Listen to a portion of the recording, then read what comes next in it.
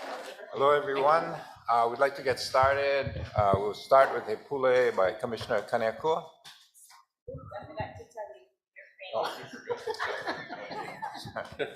Well, God knows, You have to be ready at any time. if Yes. you will. E puli kako. Good morning, Lord. Thank you for bringing us here from so many different places, from so many different parts of life. We thank you for our communities. We thank you for the opportunity to serve. We thank you for making us prosperous. We thank you for making us able to work and to lift our communities. We ask your blessings on this assembly, the people that are yet to come, the people who cannot attend in person. We ask blessings on our families, that we might rise up and reflect well on you. Bless us today and take us to our homes after. These things we ask in your name and give you thanks. Amen. Amen. Okay, the meeting of the Hawaiian Homes Commission is called to order. The meeting is being held live and in person at the Haleponui DHHL Kapolei office at 91-5420 Kapolei Parkway, Oahu, and virtually via Zoom. I'm Kali Watson, Chairman of the Commission, and today's date is Tuesday, July 16, 2024, and the time is 9:32. Will you please call the roll? Commissioner Freitas, Here. Commissioner Kalekini will be joining us shortly. Commissioner Kalepa, Here. Commissioner Kaneakua, Aye. Commissioner Lasua, Here. Commissioner Markville, Commissioner Namu'o, Here. Commissioner Nevis, Aye. Chair Watson. Here. 8 members present, we have a quorum. Okay, let's see. We'll start off with the public testimony. Anybody? Oh, wait, Is that not right? that is not right. Okay, hang on, everyone. I must have not seen it. So.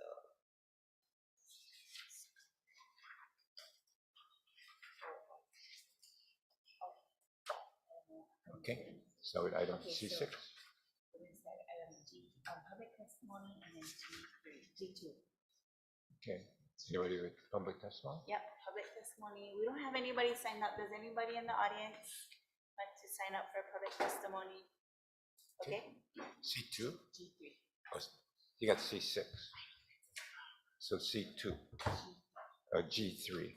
Okay, we're gonna start off with item G3, whatever that is. That's Andrew Chua.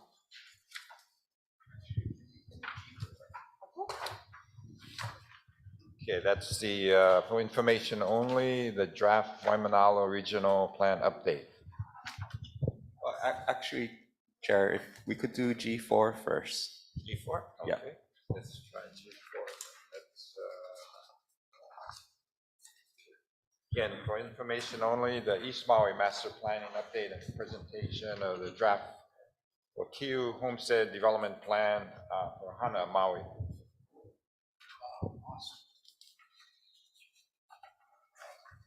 Hello, Commissioners, Andrew Choi, Planning Program Manager. Item G4 for information only, an update on the East Maui Planning Update on presentation on the Wakiu Homestead Development Plan in Hana, Maui.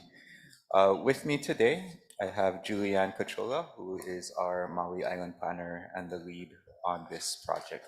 She'll be walking you through the information update.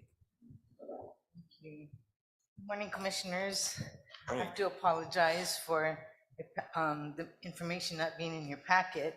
And as a result, I didn't want to give you last minute things to read. So I'll watch the PowerPoint together and we'll go over the presentation that way. But I want to make sure you have the handouts, all the handouts correct. So we have this printout of the PowerPoint. It's a fairly thick document. We have a map of the final draft map, and it has the land uses on the back of it. It's a one-pager. And we have the position statement from Ke'anai for Kupo'aina. It looks like this, right? Sorry, it's not all put together under one item. So I just want to make sure we all have the handouts. So for the past 2 years, the Planning Office and our consultant G70 has been developing, working with East Maui beneficiaries to develop a homestead master plan essentially for our East Maui lands. That entails basically looking at our lands, looking at the constraints and opportunities, engaging our beneficiaries who live there in terms of what they see and vision for their community in the future there, and then actually putting out the land uses on a map.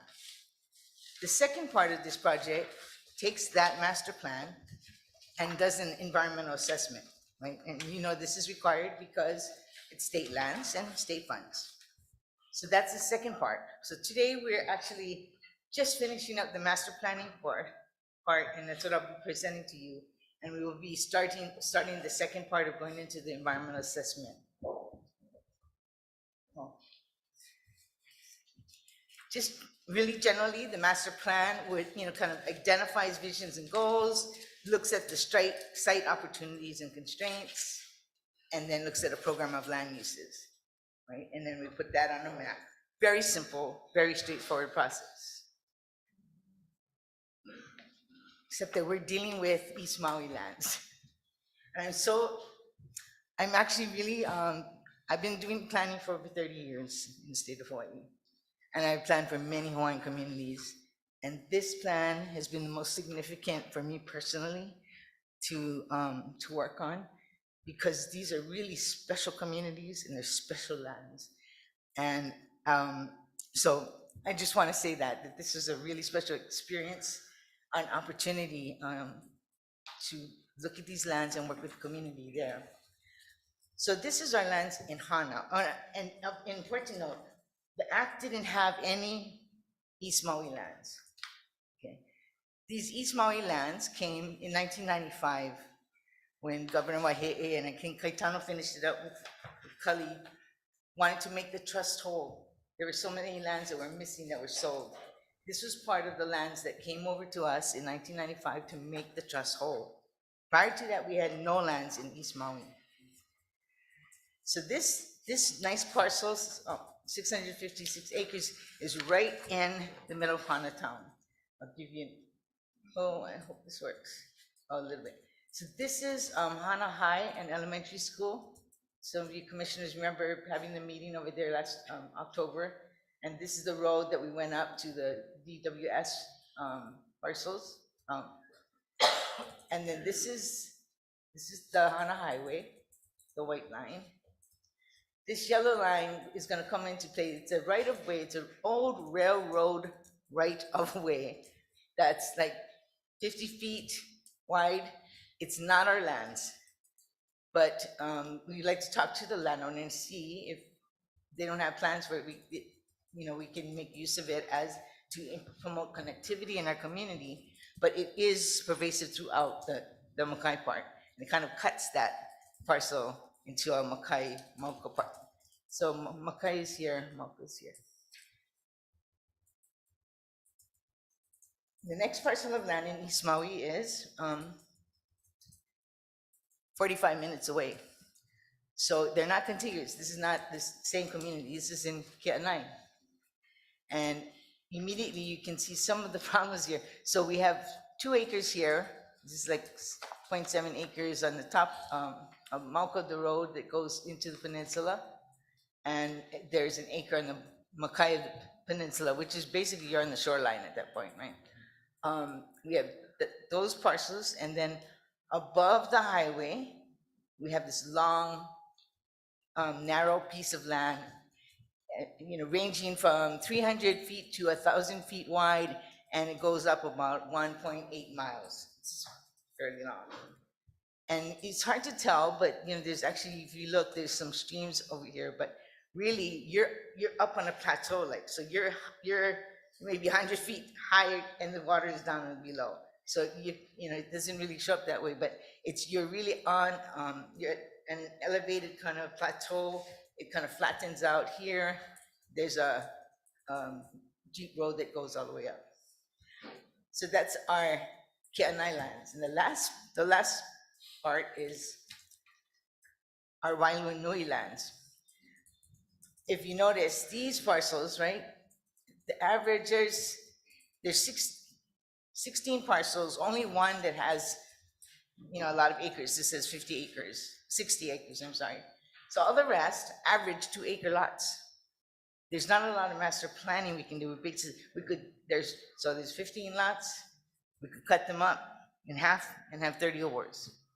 But they're basically lotted up already. We thought we could do something with this shoreline piece, but it is kind of like on a cliff, on a bluff. And what we heard from the residents saying, they're saying this parcel protects them from all the sea wind and the offshore winds coming in because it's higher and, kind of keeps all of the homes safe behind it. So our two large parcels, the 50-acre and the 150-acre up on top of Kenai, is really what we have to work with. But we have some ideas along those lines. So those are the lands that we're working with. For the communities, Kenai, Waimanalo is adjacent to each other, and they basically they're in the Ko'olamoku, so we thought that would be a good grouping. And so that community kind of hangs together too. So and unlike other places, there was already a beneficiary organization in place. And that organization is Namoku Aupuni o Ko'olahui. These are the ones that were plaintiffs on the Namoku Navai Eha case. So they've been really active, but they're all beneficiaries, and more than that, they're lineal descendants of that area. So they have a lot of kuleana to what's going on there, and they helped us from the get-go. They're very cooperative, and so we've been working with them for Ke'anai Wailuanui. We had to decide whether we were going to handle one meeting for all or whether we were going to do 2 meetings. We decided that they're really 2 separate communities planning their separate lands. So every meeting we did, we had to do it twice. We had to do it in Kenai, and then we had to do it in Hana. So we kept the 2 streams differently so that they could have maximum participation. There was no clouding of issues. They could just talk about their piece. And the other ones couldn't, so Kenai couldn't talk about Hana's part, and Hana couldn't talk about Kenai's land. So we just kept them home rule, basically. They got to talk about their own areas. So we have this community, Ke'anai Wailuanui, and the organization Namoku. And in Hana, it's called Waikiu, the lands there. It's actually, we have a beneficiary organization called Waikiu CDC, and they were formed in 2020, and their mission is to empower Native Hawaiian beneficiaries by knowing the act and by getting them priority designation for awards. So they're very much engaged too. What we've heard over and over in Hana is that they have right now 4 or 5 generations in a house.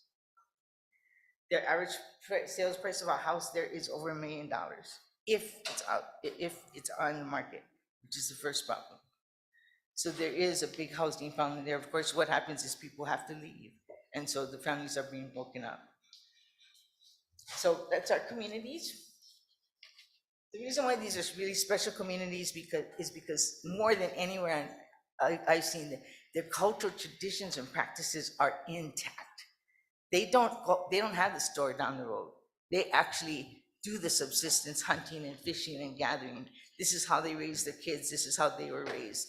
So, the analogy is the kipuka, yeah? We know about this kipuka when the lava comes in and surrounds, and it saves this place in the middle, oasis in the middle. And from there, right, then growth happens, right? That's the oasis that can give the next generation, right? So this is the kind of analogy I see for this community. They're really cultural kipuka. They're Hawaiian communities that have been spared, a lot of the harms of all this rapid development and change. And they've managed to maintain their traditions and practices. They're really independent, but they know how to work together as a community, which I think is really fabulous. And so they're interdependent, as I see it. And so they're a tight-knit community. Because of the special nature of these communities, we decided to do some adaptations to the process. We felt it warranted it. So one of the things I told you that we're gonna keep them separate. We're gonna give them that time to talk about that, so that, we did do that. The other thing we did, was when you have such a strong cultural foundation, I always wanted to incorporate this into our planning process. How do we plan our cultural layer first? How do we, as Hawaiian planners, put that layer first? And we were talking about it with the consultants, and they reached out to Edith Kanakole Foundation, and they had a methodology to deal with this called the Honua Iakea process. And so they hired them, and we were able to do, it's a 2-day process, and we were able to have 2-day session for the Waimanalo people and Keanai, and 2 days with the Hana people. And it's really, well, the next slide I'll explain just a little bit more, but the other, I'm sorry, go back to the other one. The third area that we needed to address was from day one, and actually this day one has happened even before we received these lands in 1995, when we went out to conduct consultation on the acquisition of these lands. They were really clear that they were scared. They actually testified against it because they're so worried about our waitlist policies that would put people in their community with no genealogical connections, with no knowledge of place, of resources, no understanding how to manage these resources appropriately, and it would be the demise of their community. This is what they have holding it together, right? This is the resilience that they have built for themselves. So of course, it came up in our planning sessions from day one, and what we actually dedicated a special meeting. Andrew and I went up and we held a special meeting with the leaders to just talk about that. And we looked at the rules and we said, look, this is our rules. Here's where preference is in our rules right now. There's 3 places, and this is how it's done. So if you want preference for lineal descendants, we have to look at these models. And so we are working on that. You want to comment on anything?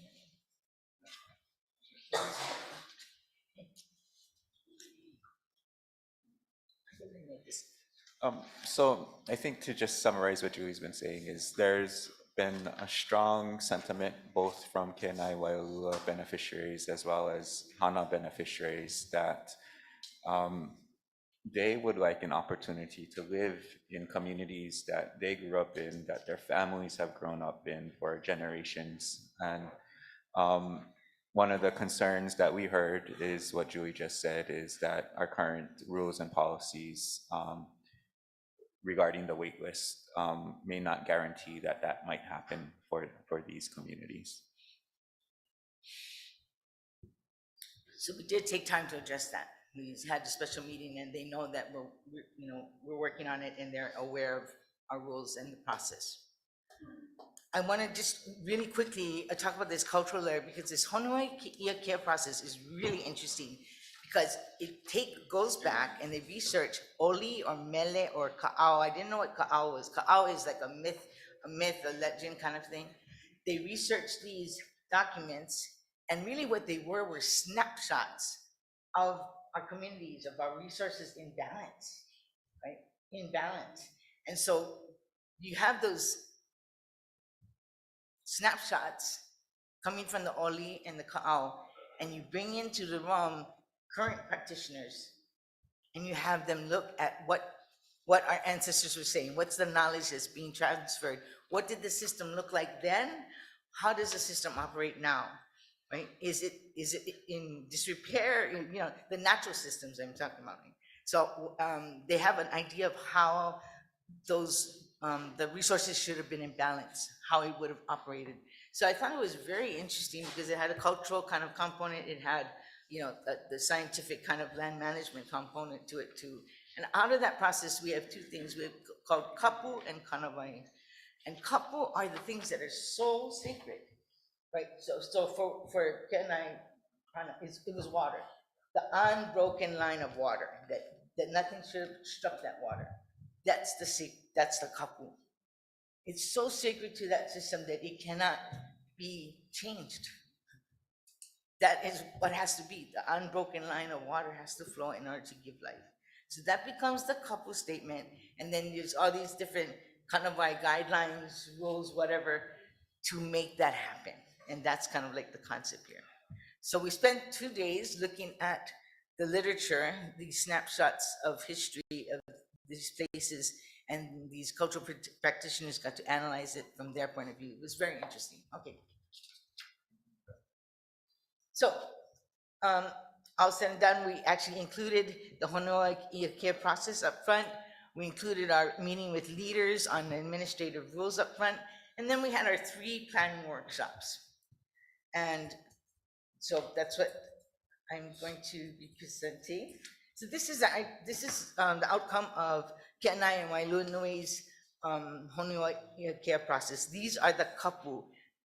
So you see this one on the left, ensures constant and uninterrupted flow of natural waterways, right? This one is a forest directive that the clouds are attracted to the forest, and that's going to talk about rainfall and flooding and potential weather situations.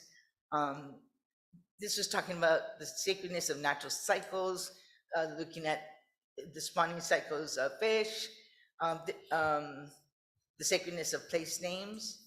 And this one was about the sacred identity of Pohaku and how Pohaku is important in our culture. So that's an idea of what they extracted out of that process. On top of that, we engaged them in what they would like to look at community goals or their values. And so they identified these values: aina, community; mahele, the ability to share food with other families; restoring aina, cultural practices. These are the values that Ke'anai and Waimanalo had. There was more discussion, so we got to put the value with the kind of points that they're raising, but we'll just go through this quickly just so that you can see how it starts getting put together. Go ahead. And just so you know that it was real people doing real work. These were our planning sessions. They were very well attended. We have like 250 some odd beneficiaries that live in East Maui, and our attendance was good, and they came for the success for 3 meetings. You know, they really attended and showed up. Good lively discussions. This is when we're getting into, oh, sorry. We're actually looking at land uses now, right? So we had to have them vote on what kind of community uses they wanted to see in their community. And then here we have the exercise when they're actually taking scaled units of paper, basically, and then putting it down on a map and kind of looking at the layout of the land uses. Go ahead. This is Wakiu's couple that they came up with. Water, same as the other one, Pohaku. Actually, the next is same. The different, this one is the passing of generational knowledge. They included this one. Go ahead. Oh, is that one more time? And so what we did was we included the couple in with their community values to kind of depict like their whole framework of where their community. Their community goals were more like, so they want to provide for their lineal descendants, they want to perpetuate cultural practices. This one I thought was interesting: promote connectivity, restore aina, and develop agriculture. So those were their community goals. This is where I explain what happened when we got to the second beneficiary planning workshop. When we were working with the Ke'anai Wailuanui community and getting ready to do our charrette, somebody said, wait, we haven't changed the rules, we don't know about the award process. Why are we being asked to do this charrette? It seems premature because there's so many questions that we couldn't answer because we haven't gone through the process of making these changes. And they kind of fed off of each other, and next thing you know, they were like, we're not comfortable moving forward with this master planning process. We think it's premature. So instead, they used the time to kind of look at how would a preference policy for lineal descendants be worked out? How would we define that? How would we operationalize that policy? And so they really debated among themselves, so what kind of documents would we produce? So they kind of vetted that whole potential scenario out, but they did not engage in the charrette planning process. So the third meeting, when we had already set this meeting, they did show up again. By then, we had a position statement, and that's what you have in your hands. The position statement that came out of that third meeting, which kind of explains where they're coming from and why they didn't want to continue in this planning process. But they did come up with really good alternatives. What they decided to do is that they're going to engage in our administrative rule process. And they're going to submit a land use request to manage all of our lands in Kianai, Waimanalo, in the interim. Before we can actually get them out, they want to be able to lock it down so that it doesn't continue to deteriorate, and do that as a community. And I thought that was very interesting. So they have a pending land use request that would be coming in to the commission. And I think by locking it down, Julie, means managing and stewarding those lands so that they can be ready for homesteading when they feel ready to move forward with the planning process. So we continued, right? So Kenai Waimanalo did not continue, but our other Wakyu committee continued to do the planning process and engage in the charrette and exercises. They came up with a different, we separated them into groups, and they all came up with their own ideas as to how land uses would be arranged in that parcel. Go ahead. We did 3 polling exercises. So for instance, for non-homestead uses, community use, conservation, commercial, renewable energy, industrial, they got to let us know what kind of non-homestead uses are okay, would they be okay with. So community use, they had a lot of votes. Renewable energy had a lot of votes, and community agriculture. Not only non-homestead uses, we're interested in community uses. Like, what kind of community uses should we program into this master plan? And we see that the playground came out very high. Emergency services, which I thought was interesting, came up high. We put in a program, and of course our gathering space is for communities. We like to have our space where we can have our families and community gather. But those were the polls that, and we took it with the YQ newsletters, is to help them with the mapping exercises. They were giving these kind of pre-cut foam core scalable kind of pieces so that they could understand, how much is 1 acre on this map, and what does 3 acres look like, and then they got to play around and move those uses around. So we got to link that up to our leases, our homestead leases. So subsistence agriculture below 3 acres, right? And so they got to see that it would be kind of these blocks. Residential, we usually have that below 1 acre. Agriculture and pastoral are usually more than 5 acres. So they had a sense of scale and how they would be laying that out. We looked at those homestead uses and how they would look like in a plan and how they would actually appear on the lay of the land, just to kind of get them oriented to the mapping exercises. I thought this was very useful when we looked at the land use designations for homesteading and the parts of that are concerned, that they would be concerned with. Infrastructure, who does this? Do we pay for it, or does DHHL pay for it? What kind of road are we gonna get, right? So for a house, how does that work?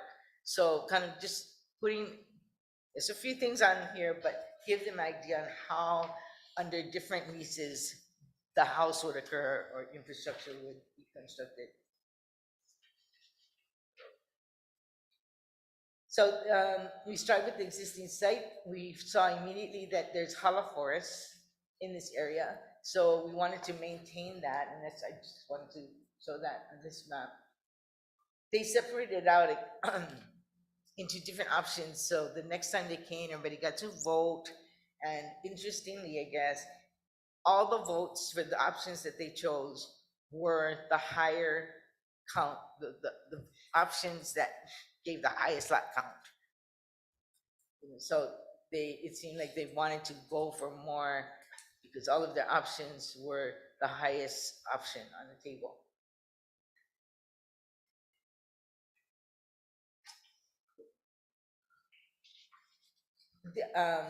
I'm gonna take you through these options. I'm actually gonna skip to the final one. Go ahead. Do I have one more? Oh, no, this is the water. So this is water flow that we need to be aware of how this goes. Also, there's enough sufficient rainfall on this top part, which is that we don't have to irrigate necessarily the agricultural lands here. The other thing I should point out is there is a well site here, and that was a big determinant as to water pressure. So it kind of gave us a line that we knew that we could service the uses below that line, but anything above that line, we would probably have to look at constructing another reservoir or storage tank up Mauka to get the pressure going, because the tanks that exist are, low down here. So that kind of helped to separate out the Makai and Mauka pieces. Yeah. Generally speaking, what they did was they put all the high density uses, the high uses, I guess you could say, along the highway, along the road. So the high density uses, am I saying this right? Along the road. So this is a blow up of the road, and you can see this is that railroad right away. So you have the subsistence agriculture, the residential lots here, and actually they're the same size acre. And then you have, this is where the community gardens, they want to do a charter school, would come into play. Go ahead.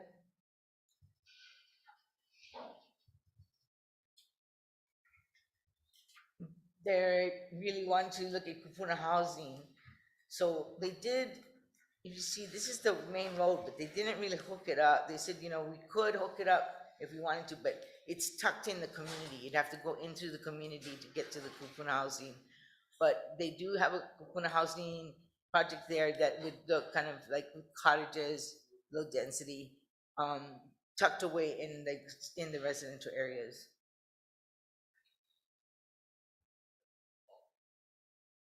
They did have a cemetery lot, and I don't know if it shows up in here, but they have one convenience center, convenience store that they allocated land for, and a lot of community areas for parks. You see over here as you go Malka, that they kept the forest, the hollow forest intact. So you have the 1 acre uses here, residential and subsistence, and as you go up, then you have the lower density, the bigger acreage uses. Connectivity here, they kept greenways to connect Moka to Makai, and eventually, hopefully, we can look at using the railroad right of way for walking paths. That's the main highway. Oh, nice animation. The road's coming in. This is the Kuleana, they added Kuleana lots. And that's why you have a dotted line, because it wouldn't probably be paved roads. But this was one that after they looked at the draft, they decided you should put in some Kuleana lots. So that came in after the fact. We had more pastoral lots back here, but they told us they didn't think they needed that many, and they opted in favor of making them Kuleana lots and subsistence ag lots. Okay, so the numbers are coming in. Okay. So this is the map that you have separately printed, because I was having a hard time reading, I needed to make it bigger. So you can see what the uses are. Again, higher density, 1 acre uses closer to the road, the community spaces. Oh, I'm so sorry. Higher density uses by the road and the community access kind of uses along the road. As you're going up, you're going into lower density rural areas, and they really wanted to have place like the community center that would be theirs, that you know the it would be it would be insulated in their community. It was important for them to have that safety part. These are the numbers, and like with every iteration, this number went up. It stands at 208 homestead lots right now. This is, I think, where they felt comfortable that that the density of development, residential lots at an acre instead of 5,000 square feet, right? So they are comfortable with this build out, and that gives us 208 homestead lots. It also provides lands for, they wanted a food truck area up front, a convenience store, like I said, community school, like a charter school, the greenways along the railroads, right-of-ways, community gardens, parks. They have the cemetery. They wanted areas where they could do stewardship and community pasture. Yeah. Let's see. Am I missing anything? Well, and for here, the subsistence ag lots, they had a mix of larger ag lots of 3 acres and also the 1 acre lots. And they also added the Kuleana lots, the Kuleana subsistence agriculture lots. So that's where those come into play. Let's see, anything else? The Kupuna Center, we don't know how that would play out, but we felt that because their residential uses potentially could be beneficiaries, so we put it in this column rather than non-homestead uses. It could be homestead, the Kupuna Center. So we're not sure exactly how that would be, how that would work, but the land uses have been cited and a location has been provided. Okay. Oh, this is some infrastructure. Really, the engineers are telling us there's enough rain and slope there that we should probably pave the roads. If not, it's gonna be harder to maintain. These water lines are the existing water lines. DHS did not contact us when we're doing this master plan, so we're looking forward to talking with them during the EA process.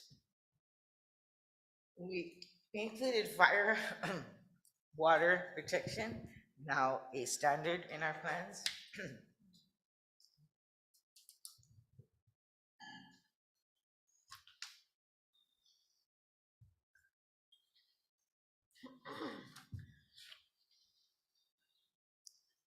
Really rough calculations, really rough. This stuff is going to be worked out in the draft EA, so, but they're here, they're thinking about it, but I'd rather not get fixated on that right now because it's so preliminary in general. There is one last map I wanted to point out. It's probably the last. Oh, these are just, we're trying to tell them, look what you can do in one lot, you can do plenty. There's a phasing situation, phasing plan. The first phase, they think, would be logical to put the first phase as the Kuleana lots would be awarded first, theoretically. Also, I think these are the residential ag lots. Excuse me. It's really dependent on what we want to put out first. They thought that these high use community areas would come in later because that would require some other third party trying to get the money to develop those areas. But everything is up for grabs, I guess. Just they thought that theoretically the Kuleana would go first. I didn't realize their animation, sorry. Okay. I think that's one word, that's, oh. So early consultation letters are going out this week. We will start the EA process this week. And you'll hear from us soon after that. When we come back with the draft EA for notifications, we can publish it and also conduct beneficiary consultation on it. And of course, you guys would approve the final Monty. This is the one I wanted to leave you with. These are our lands in Kianai and Wailunui. Here's our lands in Wakyu. And all of the purple and blue are state lands. Our state lands. So instead of us looking at how we're gonna chop up 14 lots into 28 lots, I'm saying there could be another alternative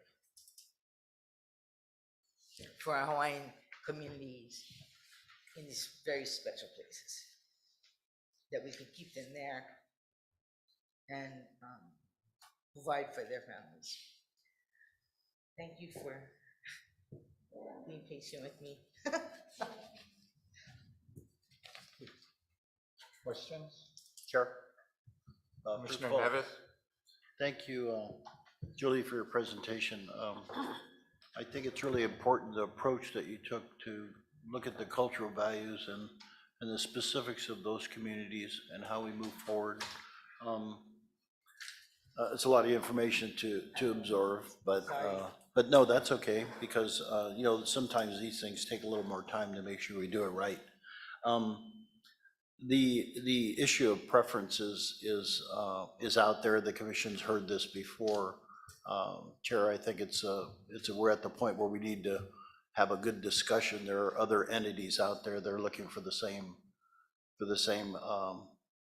consideration, but I think it's the time that the commission looks at that very deeply and make a decision moving forward. This is a very sensitive area, and I understand, you know, our visits out there, that was the major topic, and I understand that. But I'm glad they got involved in the charrette and eventually put together a program that works for them. It's a beautiful area, beautiful people, and it's part of our culture that we may lose if we don't do it right. Thank you. Thank you, Chair. Chair, I'd like to comment. My daughter lived and grew up in Kenai. My grandkids live in Hana. So I just want to say everything you said is true. And as far as a community goes, we have to keep that community intact. And I think to consider honoring and keeping that intact is crucial on the awardee process that takes place for the that community. And I wholeheartedly understand and I appreciate that you were able to recognize that and adjust accordingly. I cannot thank you enough. So thank you. Any other comments? Commissioner Kaniakua? Julie, thanks for your presentation. When we go out and look at the properties that you've described as what can be, it's amazing.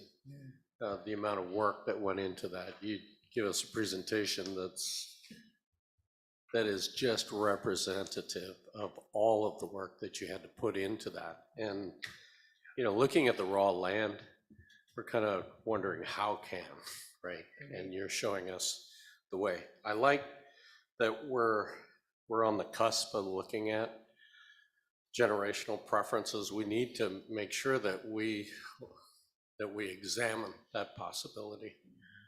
Here we are 100 and some odd years from the act, you know, way back when, had no idea that this is what Hawaii was going to look like at this point. But preserving communities that have been there probably from the beginning is really important. I think the commission needs to examine that. So thanks very much for your presentation. Any other comments? Yeah, I'd like to also thank Julie for all the work that you've done. I mean, it's very, very impressive. I guess the bottom line, though, is how do we proceed from here? And I think the number one topic that I got out of this information that you provided is preservation of that area and making it whereby we can, similar to like how we're doing in Lanai, where we've given the preference to the waitlisters from Lanai. So we definitely can do it because there is a precedent. Now, one of the things that is very clear to me is there's a tremendous need. And I think that the layout, especially with the subsistence ag lots, which I think really reflects what our whole Hawaiian Homes Commission program is about, is getting our beneficiaries back to the AINA, and they can work it, they can support themselves, work as a collective community with the community areas, but more importantly, practice and preserve their cultural approaches to things. So I see where you have a layout on the process, what needs to happen next, but I think it also requires us, and correct me if I'm wrong, to take action to create this lineage approach on the wait list. We agree. The department does have a administrative rule making process. One of the first steps is to come to the commission with a draft set of rules and ask the commission for permission to go out to beneficiary consultation. And this would be a statewide beneficiary consultation on the draft rules. Staff is currently working on language for the draft rules. Let me just say it requires careful thought as you draft rules, and planning office has been blessed with the responsibility to do rulemaking since our administrative rules officer has left. So we are currently looking at language that might be suitable for this particular situation, as well as other areas across the Pai'aina that other rural communities have expressed a similar interest, to make sure that their rural character, their traditions and practices are preserved by those families that have lived there for generations. Do we have any idea as to how many Hawaiian families we're talking about in these different areas? We have like 250 beneficiaries that were on a mailing list for the planning process that live in Hana and Ke'anai area. So these are beneficiaries that have mailing addresses in these specific communities. So the assumption is that they live in these communities currently. Are any of them currently on our wait list? Yeah, that's from our wait list, that list. The existing Maui wait list? Yeah. Any other questions? I guess what we need to do is get the rules incorporated.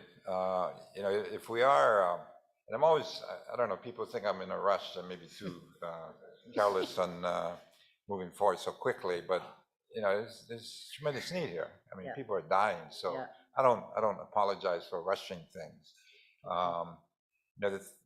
And what I think is, because we have a situation where we're trying to make awards and we're taking people off the wait list or creating a new one, which maybe supplements our existing wait list, your time frame, we're looking at maybe April 2025. But within that time frame, we also, I think, especially with the emergency proclamation that the governor has issued, we can maybe expedite these rules. I'm not sure, but we need to take a look at that. And if we can, then take advantage of this opportunity to move this thing forward. The people out there have spoken. Yeah. They've given us direction as how they want to approach it. So we should listen and help them move it along, not get stuck in the administrative process that takes 2-3 years. I remember when we were doing the ADUs, that took forever. And I don't want to have our beneficiaries suffer like that. because of our ineptness, our inactive, or Yeah. inability to accept that there is an emergency situation that we really must respond to in a timely fashion. So let's take a look at that, and then maybe I think the time frame is okay, but at the same time, we need to make awards as quickly as possible before people die and their beneficiaries lose out. So let's move that forward. Let's see if we can not circumvent, but expedite the rules that you're talking about, Andrew, and move forward on that. Any other comments? Mr. Chair, Uh, I think as a commissioner for me, this is one of the most important projects because it will be taking our cultural traditions and protocols and laying the foundation for a beneficiary community to truly maintain our culture. And we as a commission, I believe, do have the power to assist in making this happen. And I agree also with the timeline in trying to move it forward as quickly as possible. Thank you.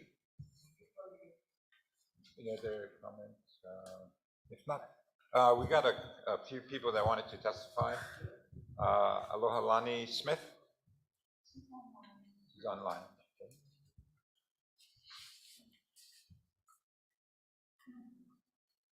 Aloha, everybody. Aloha kako. Thank you, commissioners and chair, for this time to just share that I wanna so much support this, and I thank you guys for all the hard work you guys done. To Andrew and Julie, hala nui. You folks had it was, I can say it was intense for us too to plan together as a community. It wasn't that easy. So, they had to put up with us as well. So thank you so much. And G70, I want to make sure I thank them too in the whole planning process. I just want to give you guys some history on why that particular area was hard for Hana. Hana's main problem was why Hana wasn't happy with this whole situation is because of the wait list, the impact that it was going to pose on Hana. So I recall being in some of the meetings with Isla and everybody was like, we don't want it. We don't want it. But when I founded this nonprofit, I had to think about the challenges I was going to come up with, me and my board, because they weren't nice. I mean, I got family there, but they're very protective, very possessive of their places, their culture, their natural resources. So it was a huge challenge, but we approached the community and have them agree to plan accordingly. Why? It's because it was a game changer for the needs of homes. And more so, our Lahaina Ohana did move back to Hana and impacted those homes. Again, we are talking 4 to 5 generations in one home. And we have, a lot of problems with. So I just want to say thank you so much. I really support this. And thank you for helping to preserve our culture, our places out there in the East End and the people. Mahalo nui, folks. Thank you. Next testifier, Blossom Fatera.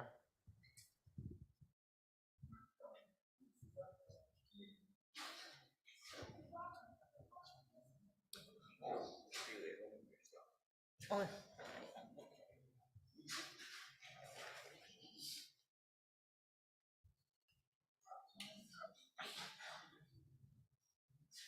Good morning, Commissioners, Mr. Chair, mahalo for the opportunity to speak in support of this item. I've had the opportunity to work with the East Maui community for many years regarding the presence of Hawaiian homes in their community. And through those interactions with the community, we were able to get Mr. Choi and the planning department and Julie assigned to develop their regional plan. So one of the highlights of this opportunity is that there are regional plans for all the other homestead areas, but never for East Maui. And so over the past couple of years, the department has been very diligent in working with both Keanai, Wailuanui, and Hana to develop this plan. And They came up with a lot of different and very innovative ways of addressing the needs for that particular community. Commissioner Kalepa knows the area very well. And so with the assistance of the department, these two communities were able to come up with a plan that suits their needs. I mean, we're talking about two distinct communities on one side of the island that have been there since settlement. And so their practices, their philosophies are wholly embedded, not just in the community, but in the land itself. And so with the help of the department, what we're hoping is that those practices and philosophies can be regenerated on that Aina and be able to be more actively passed on to the next generation. And so with your support, I'm hoping that you guys see fit to support this effort in the future as we move forward, particularly with rule amendments. One of the primary things that both of these communities have asked for is a preference for awards similar to that of Lanai. I think it's time. When the department moved from area waitlist to island-wide waitlist, it was simply because there was not enough developable land available for those specific areas. But now with the infusion of all these new lands from Act 14, there's an opportunity now to not just maintain those communities, but to also allow for those that were forced to leave to be able to come back and reinsert their roots in their Onehanau. And so with your help and your assistance, we'll be able to move that forward. Thank you for the opportunity. Okay, thank you. The next testifier, Waimanalo.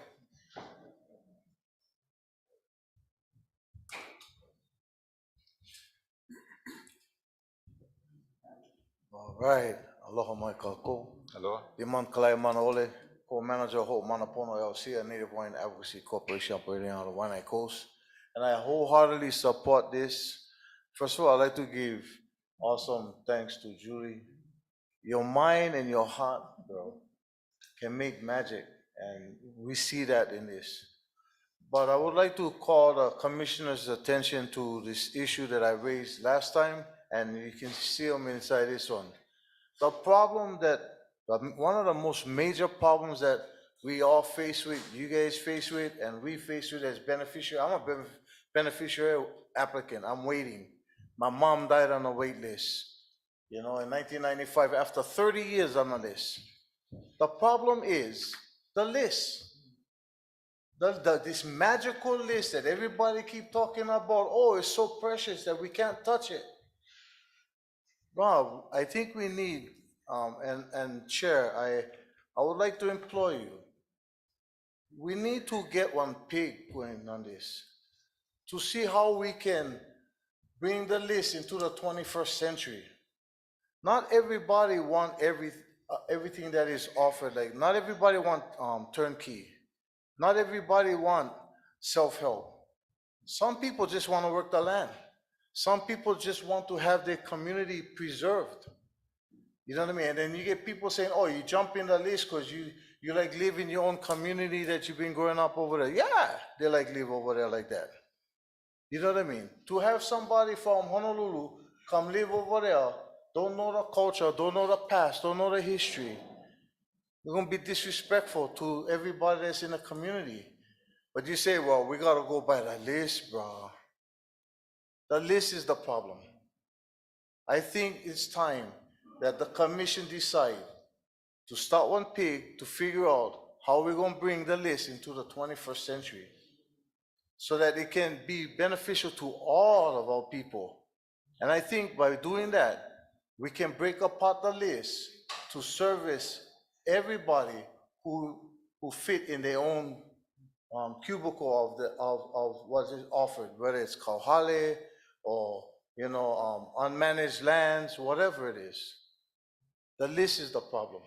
So I ask him that you guys take that serious, and maybe we can do something, because if you say preference for these guys, who else gonna say, oh, what about preference for that thing? You know what I mean? To head that argument off at the pass, let's just face the list head on and blow up that list so it can feed everybody's needs, whatever it is. Thank you so much, but this was an amazing, amazing amount of work that went into this, and I appreciate that. Aloha. Okay, thank you. Okay, that's it. Okay, thank you, Julie. And again, great work. Okay, the next item is G3, Waimanalo Regional Plan Update. Aloha, Commissioners. One last presentation for you this month from the Planning Office. Item G3 for information only. We just wanted to update the Commission on a draft Waimanalo Regional Plan Update 2024. With me today, I have Lily Makaila, who has been leading that effort. Aloha, Commissioners. Good morning. I'm gonna dive right into the presentation. So this is for a Waimanalo Regional Plan update. This is the last regional plan. So it was adopted back in 2011. Next slide. Want to go over the planning process. So planning process is similar to some of the other processes that I've been sharing with you folks. This process began in January of this year with a leadership meeting. I'd like to mahalo Waimanalo Hawaiian Homestead Association. They have been an integral part of this regional plan update. They allowed us access to their halau space at no cost to the department. They were able to help us in identifying times to meet, and they also helped us to get the most participation that I've ever experienced in regional plans as far as the number of attendees. So mahalo again to them. Our first beneficiary consultation began in March of this year. This particular process is actually 4 beneficiary consultations. The process that I talked about yesterday with Kauai High was 3. As we've been doing the 3 beneficiary consultations for the regional plans, we've noticed that that poses quite a bit of a challenge. There's a lot of content that we're asking our beneficiaries to assist with: creation of a vision statement for their region, identification of community values, identification of potential project ideas, and prioritization of those project ideas. Fitting those into 3 beneficiary consultations has posed a challenge in the past. Luckily, we were able to break this up into 4. I also have to note that every beneficiary consultation that we had so far has gone significantly over time. And so Commissioner Kaneokoa laughs because he was there with us. And that's to no fault of anyone. I think that that's a testament to our beneficiaries' commitment to the planning process, that they're willing to stay half an hour, an hour and a half past the designated end time to ensure that all of the mana'o is captured appropriately. Thereby, it puts the kuleana on us as staff to make sure that we're representing that mana'o accurately. We had our beneficiary consultations, 3 of them, March, April, and then the 3rd one in April. And these meetings really focused on crafting that vision statement, identifying community values, and then discussing a project ideas list. And that list was pretty lengthy to begin with, pushing 30 different project ideas. And they went through the beneficiary consultation number 3 went quite a while over, an hour and a half over time. The purpose of that was so that we could ensure that the list that went out for beneficiaries to vote on was not 30 project ideas, that it was refined down to a manageable amount of potential project ideas so that their votes could really count, and that they didn't have to sift through 20 plus project ideas. So mahalo again to our Waimanalo beneficiaries for hanging in there and really putting in a lot of good work. In the April-May timeframe, we did about 4 weeks of open polling. So this is where folks are notified. These are the potential project ideas. Please help us to select the top 5 priorities for the region. We had 100 participants in this voting, and we're really grateful for that. I think some folks who might not be familiar with regional planning efforts or planning efforts, it's always been a struggle for us to try to get folks to participate. I remember my second regional plan that I helped with on the consultant side, not on the staff side. The voting, we had 16 people, and that was so hard to have to kind of select the priority projects with only 16 participants. And I tell you, the participants themselves felt very uncomfortable because they felt like, oh man, there's not very much of us, and we're gonna have to defend our choice to this, broader community. And so we're very, very grateful for the participation of our beneficiaries in this process. I think part of what has assisted, we have offered an online option.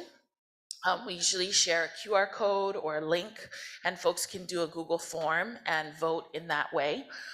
We also have hard copy mailers. So for folks who want to actually fill out the survey, they're welcome to do so. We also have a telephone number and an email address. So we have 4 different options to kind of make it as convenient as possible for our beneficiaries to participate. We also ended up extending this voting period. It was originally about a 15-day period. We extended to 4 weeks just because there was a need. And we reached out to the Homestead Association, and they were very supportive of extending that period. I'm here before you today with components of a draft. And we also have an open comment period with our beneficiaries. So our last beneficiary consultation was this month on the 8th. That's where we presented some of the same information I'm going to share with you folks tonight. And we have an open comment period with our beneficiaries until August 15th to gather all the information on our draft plan. And then we're hoping to come back before you folks in September of this year. That's when the commission will be holding the Waimanalo community meeting. And so we'd like to bring the final for adoption in just a couple months from now. Next slide. So specific to our outreach, we have a project website. Project website is meant to be one place where it holds all the information for the project. We also do postcard mailings. So mahalo to our ICRO team. I have pestered them quite a bit with mailings for all these plans. For the Waimanalo postcard mailings, we had 1,307 beneficiaries. That includes our 685 lessees and 622 applicants on the wait list with Waimanalo zip codes. We also do email announcements and reminders. We rely heavily on our Homestead Association to assist with getting the word out to their membership. And then all the participants that come to the meetings, we ask that they share their email contact so that we can provide them updates throughout. Again, mahalo to our Homestead Association. They have been so helpful. They've even made time in their membership meetings to make announcements about this planning process and try to encourage participation. Next slide. This covers briefly our meeting series. I talked about how this one had 4 beneficiary consultations. The first 3 really focused on content, gathering that content to include in the plan. We did our priority projects polling. We had the 4 different methods that folks could participate. You'll notice for BCs 1, 2, and 3, the attendees is 53, 46, 45. Those are actually pretty high numbers for regional planning efforts, and we're very grateful for that participation. Hopefully, as we continue with updating our regional plans, we can get this level of participation. The priority projects poll had 100 participants exactly. 94 of them completed the online poll. 6 of them completed a hard copy mailer. Of those, 86 were DHHL beneficiaries and 14 were other members of the homestead. We understand that there are adult keiki, there are spouses, there are other members of the ohana who may not themselves be a beneficiary, but they are integral in our homestead communities. This tracking of that number just shows that the majority of the mana'o that we're capturing is coming directly from our beneficiaries, but we do allow our other important members of the homestead to be a part of this planning process. Again, our last meeting was hosted this month. We covered drafts of the major components, the vision, the values, and the priority projects. And then we are going to be posting a full draft on August 1st. I just have the major components that we presented to our community at the 4th meeting. And then we'll be posting a full draft online August 1st. And then the comment period will run until August 15th. And then we'll be back again in September. Next slide. These are the 8 community values that were identified by Waimanalo folks. Number 1, keep Waimanalo, Waimanalo. I think a lot of that is in the same vein of what we are discussing with East Maui and concerns for other rural communities. Second is keep lands in beneficiary hands. Most of the concern for this is there's 1,914 acres in Waimanalo, and 1,400 of those acres are designated for conservation use. It's the Mauka lands and the face lands of the mountain. And beneficiaries would like to have more opportunities to access those lands for stewardship and conservation, and help the department to malama those resources. Next one is sustainability. You can see Aina highlighted there in the center. Last on the top is resiliency. Waimanalo has one major highway, and some of those communities only have one road in, one road out, not a lot of connectivity. They're dealing with the effects of climate change. And also Waimanalo is one of our older homesteads. So some of the original homesteads have very narrow roads. And we have a lot of kupuna in those areas. So we need to be thoughtful about our infrastructure and how we can make sure that there's a ability for them to leave in emergencies, and also identifying things like emergency shelters. On the bottom, starting on the left, culture and history, of course, is paramount to our Waimanalo beneficiaries. The next one is Awamo Kuleana. That one specifically talks about DHHL also upholding their kuleana, that we need to work on our transparency and we need to work on our communication with the beneficiaries so that they know what's happening in their region, they know what the plans are for the future. Next one is to grow community assets. They have a lot of their own organizations that they have created, homestead associations and otherwise, and they provide a lot of support and resources within their own community. They would like some assistance with that as well. Malama kupuna is the last major value on there. Of course, all of our communities are talking about how we take care of our kupuna and how we plan for them in the future. One thing that came up often in this conversation with Waimanalo folks is how do we ensure that Waimanalo kupuna can age in place? How can we make sure that they can live their life all the way to the very end and be able to stay in their ahupua'a? Next slide. This is a vision statement that was crafted by our beneficiaries.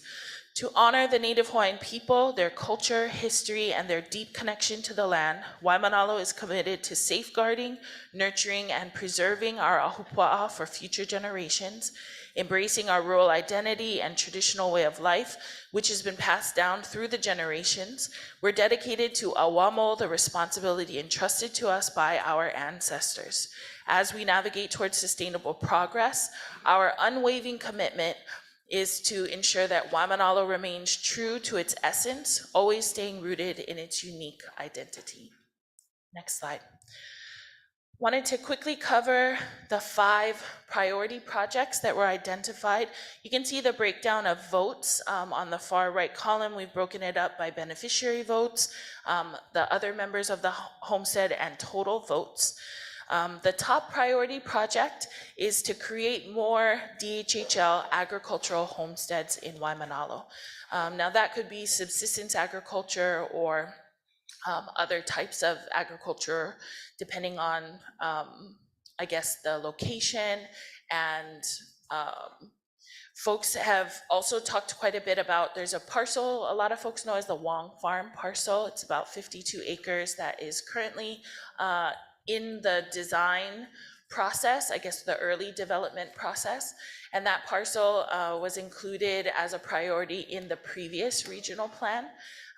Establishing more agricultural homesteads in Waimanalo has been a priority since this previous iteration of regional plans. And I also find it interesting that the wording is create more, since we actually do not have any agricultural homesteads in Waimanalo. We only have residential homestead lots in Waimanalo. So I think it's very important that we not only look at the Wong Farm parcel, but look at other opportunities to increase the availability of agricultural lots in the Waimanalo area. The second one is what's called Kauhale Waimanalo. They have a halau space and a community space, and it is heavily utilized. You know, we have a lot of members of our homestead community in Waimanalo. Again, this is one of our older homesteads. Development there has been for over 80 years. And so we have to be mindful about the fact that there are large communities and large ohanas that live in this space.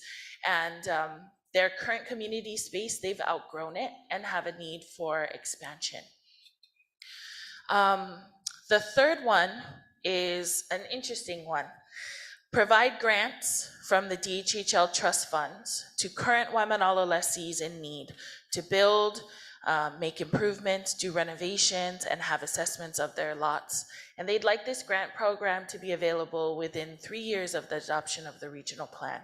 So it was a heavy conversation. A lot of the conversation was centered around our Act 279 funds and how those funds are earmarked for our waitlisters.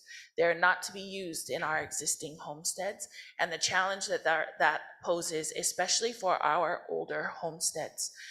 There have been previous grant efforts, namely one that was managed by Nahasta in 2012 that made, grants available. I believe it was $50,000 grants available to homesteaders for renovations, to do ADA upgrades to their homes. Something like that would be very, very useful to these homesteads. They would like to make their homesteads safer. And for those, like we were talking yesterday in Papakole, are some older homes that need some assistance. Sometimes when we utilize the state legislature funds, there are conditions on there that would not be placed on DHHL trust funds. And that's why the Waimanalo beneficiaries specifically wanted to be able to access trust funds, and ask that this commission contemplate that. The 3-year mark is because I think, in their words, DHHL has a history of taking a long time to do things. And these grants are things that they're hoping will come within the lifetime of this regional plan. Our regional plans are about a 5-year planning horizon, and they'd like to see at least that grant program going midway. The fourth idea here is the Waimanalo Business Park. This one, again, is carried over from our previous regional plan. There's about a 30-acre parcel that had previously been identified as a good space for industrial use or use as a business park. They would like for this business park to, instead of being under the kuleana of the department, that their homestead association could take on the kuleana of stewarding that business park. That would allow them to ensure that there was access for Native Hawaiian businesses, beneficiary businesses to be able to have space there. This business park might also have things like area where heavy machinery could park. There might be space for a base yard that could be more for communal use. Again, it would be revenue generation, but it would be revenue generation that benefits the community directly through their homestead association. And finally, allow extensions in perpetuity for homestead lots. Now, our homestead leases, upon award, it is a 99-year homestead lease, and it is built into the lease an option for a 100-year extension. At the end of that 199 years, that's the maximum term of our leases. And the beneficiaries have concerns long-term about their families. Most of them are several generations in to residing on those leases in Waimanalo. And they'd like the commission and the department to contemplate what it would take to extend those leases and what it would take to extend into perpetuity. In our discussion, one of the biggest things that we talked about was the risk that can come to kind of opening Pandora's box when looking at the leases. The lease term, in my understanding, lives in the Commission Act. And so changes to the Hawaiian Homes Commission Act requires a congressional amendment, and that would require Congress to pass that amendment. And in the discussions with the community, there's quite a bit of fear of kind of inadvertent impacts from taking something so far from Hawaii to Washington, D.C. for a decision. And so I think even though this is a priority project for them, I don't know that folks are advocating that the department prepare a congressional amendment and take it to Washington, D.C., more so to take some time to look at what the lease terms are, what are the potential pathways for extension, and also the Waimanalo beneficiaries know very much that this is not something only for Waimanalo folks to discuss. This would require statewide beneficiary consultation, and it would need to be discussed not only amongst this commission, but amongst all of our beneficiaries. I believe in the last couple years is the first time that the department has had to enact the 100-year extension, the option for extension, but that's going to be coming up for other homesteads, and they would like to, have some pathways for their descendants to be able to maintain. At this point, even if they do meet eligibility, they are 18 years old, they do meet the successor blood quantum requirements. At the end of that term, there's no pathway for them to maintain that homestead. And also in our research, when the Hawaiian Homes Commission Act was the Puhonua resolution in its origins, that initial term was actually a 999-year term. And so our Prince Kuhio and Reverend Wise and those who put together the origins of the Hawaiian Homes Commission Act did contemplate much longer lease terms. Those terms were scaled back over time in order to be passed by Congress. I believe, next steps, one more slide. So our comment period, like I mentioned before, for our beneficiaries runs until the 15th. We're going to be working on revising the final plan coming before this commission at the September meeting, and also hopefully bringing that to disseminate to our Waimanalo community folks at the September community meeting. Mahalo. Any comments or questions, commissioners? Commissioner Kaneakua? Lily, you and Andrew and the G70 team did amazing work with an amazing homestead association. I think you were able to activate their appetite to get involved and really involved.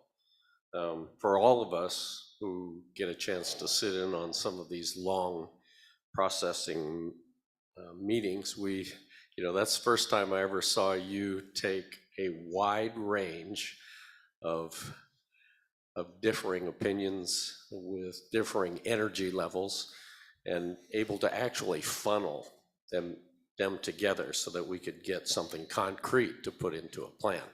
That's when I knew that you're a real lion tamer, and I give you great props for that. The G70 team that you and Andrew led in there to process was very good, very effective. I think that the vibrancy of Waimanalo's Homestead Association is growing. They were able to take a look at some really out-of-the-box solutions, and you were able to help change that into something workable. So thanks so much for all that work. For all of us that have sat in, this is sausage making at its finest. It gets super messy sometimes, and all the extra hours that you spent, the team spent out there, are good investment in developing the Waimanalo homestead. So thank you so much for all of your efforts. Any other comments? Sure. Commissioner Lesua? Oh, yeah, thank you, Chair. Lily, as an example, our lease has been up for 101 years now. So what I'm hearing, and I always wondered about what's going to happen after we reach that 200 years. And hopefully maybe this commission can address that issue for all of us, especially for the ones that's over 100 years now. And hopefully we come to something, because I've always wondered, and I know a lot of homesteaders are wondering what's going to happen even to after the 50% is gone, then what do we have left over? And that's why I'm really concerned about the future of not only Waimanalo, but everybody that's on Hawaiian homestead land. Thank you. Thank you for all your work that you've done in Andrew. Thank you very much. Commissioner Nevis? Thank you, Lily, for all the work again that you've done on this. Andrew, your plate's going to be a little full with the grants and administrative rules. Also this, the extending the leases is probably a conversation we need to have as a commission and how we move forward on that. Thankfully you got the community involved. That's quite a team to put together. And I have family in Waimanalo. They're not an easy group to get along with, but they're exciting. As we move along on all these plans, you're going to probably get more people involved because people are concerned. But thank you for pulling that together. That was a great job. Thank you. Thank you, Chair. Any other comments? I have a question. Thank you, Chair. Commissioner, So, talking to Lawrence here, and I know Molokai has the oldest lease, which is 101 years old. And I learned last night, Papakolea, 90 years. I'm just wondering if anybody knows how long the first leasee for Waimanalo was. How many years are we into that right now? 41? 1938 was the first one. Because I think we got to start gauging all of these different communities, and Leali is probably the youngest. I think we're only 15 years old, but being able to gauge these things as these kinds of things arise is we want to be at the front of making these decisions to protect the future of each of these communities. Thank you. Yeah, thank you. I guess my concern is with respect to, and similar to the situation with Hana and Kenai, as well as King's Landing. We got a situation where, and I'm looking at our wait list, is about a 515 Waimanalo waitlisters. And then we also have, the suggestion seems the more viable one was to make these subsistence ag lots, especially with the Wong parcel, which involves about 52 acres, which I guess we got some preliminary designs going as to the use. There seems to be obviously more demand because when you look at the statewide agricultural list for Oahu alone, it's over 4,000. So how do you balance the people that are on our existing ag wait list, which numbers over 4,000, versus the Waimanalo residential wait list, which numbers 516? Assuming if we do go with the subsistence ag lots, those individuals that receive it can put a residence on there. And that would kind of almost kill two birds with one stone, assuming, you know, both they're on the Waimanalo residential as well as the ag list. So that is, I guess, attractive in a sense of trying to get people off not only one, but two wait lists. But we do have limited resources. I like the idea of maybe exploring other parcels. So in our process, we can maybe, or you folks can identify other parcels. We do have a very supportive administration with the governor as well as the LNR, as well as the Department of Ag. And so it's an opportunity for us to, at this time, go after additional lands. I think it's a very excellent. We do have funds under Act 279 where we're going to acquire even private lands. So we're not restricted to just state lands. Waimanalo is a beautiful place. I mean, it also has a lot of tradition also. And so, again, I'm a little bit sensitive, you know, similar to the HANA beneficiaries and KNI beneficiaries. How do we treat Waimanalo? So there's going to have to be this balance of, you know, the overall demands of people on a wait list versus going after the lineage approach. And I think there's going to obviously be some conflict there that we have to address. But we do need to move forward, just like in the others. Time is of the essence, and we need to get it going. So on this design work for the Wong parcel, I think we need to get that going. I think we need to identify additional lands we need to go after right now. And then we also, I think, need to form a PIG. I'm thinking that, you know, with respect to this lineage approach, as well as the extension, I would request that people like Archie, as well as Lawrence, as well as even Mike Lekini with the King's Landing situation, hopefully consider volunteering for a PIG that are going to address these issues, because we do have to take action. And I think maybe getting individuals that have a vested interest in identify with the communities that we're considering these approaches might be the most productive, especially with your guys' connections to some of the waitlists and beneficiaries out there. So think about that, and we can talk later on that. But I do really appreciate, as well as Andrew, you guys' work on this. Good job. Any other comments, or do we have any? Okay. Thank you. Thank you. Thank you. Thank you.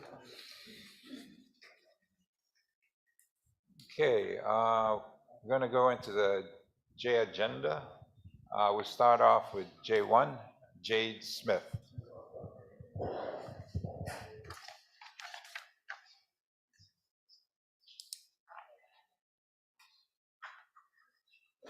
All right. Mahalo again, commissioners and chair, for having me give this opportunity. I'm going to go ahead and share if I could. Can, okay.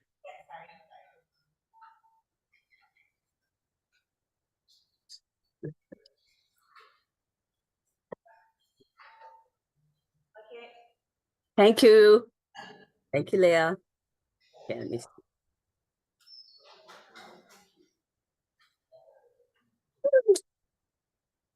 Okay, it's not coming up. How come? Oh, there. One moment. Okay.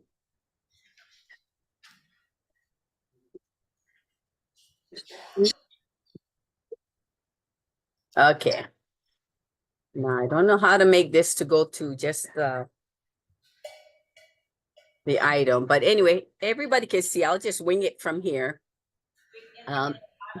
Aloha, in the bottom of your bottom right Down hand here. of the screen, yeah, there should be an icon that looks like a screen.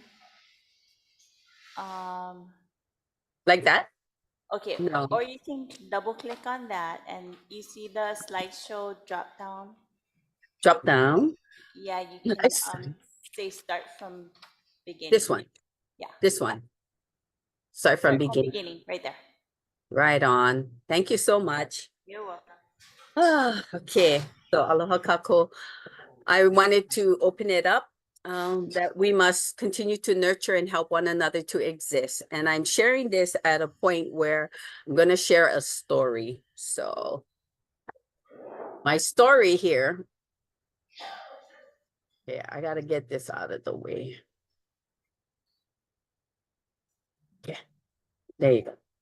Okay, my story is, oh my gosh, I still going up. Okay, there you go. Okay, back in 2005, I received this award, one of the 320 residential lots for a DHHL's undivided interest in Keokeawaiahuli subdivision. And I attended years of the credit, repair, and financial courses with the Hawaiian community assets to be ready for a mortgage. So at the same time, my home burnt down. And so now we had to go and buy a condo and it ended up to be $2,900 a month. There's a point in all this I'm sharing. 2 years later, that huge flood came and caused havoc to change the dynamics, right, for our future homes in Keokeawaiahuli subdivision. And the neighborhood was, a major risk of flooding. And this gave the developers some challenges like the drainage and the swell designs. So we knew about that. In 2008, I lost my state job with DLNR to the reduction in forced bilingual. So we financially lost our condo. We did a short sale process as economy was at its worst at 2008. And today, 2024, we continue to pay this mortgage loan for nothing but honor. So we ended up living in tents. In 2009, I joined the partnership program through the HHL with Goodwill and the Carpenters Union. This group were to be the apprentices to assist building the future undivided interest lots of Keokeawaiahuli. But after 3 years, it was all in vain because the developer couldn't do anything. So in a 4-year time period, it hit hard. This was the change. It took a 360-degree direction. I mean, who would have known? Life events happens and in a blink of an eye, circumstances change. Now I want to go back on our pu'uhona, and I'm going to share that there was that process of the survey. Now I sent my survey in and I got a call.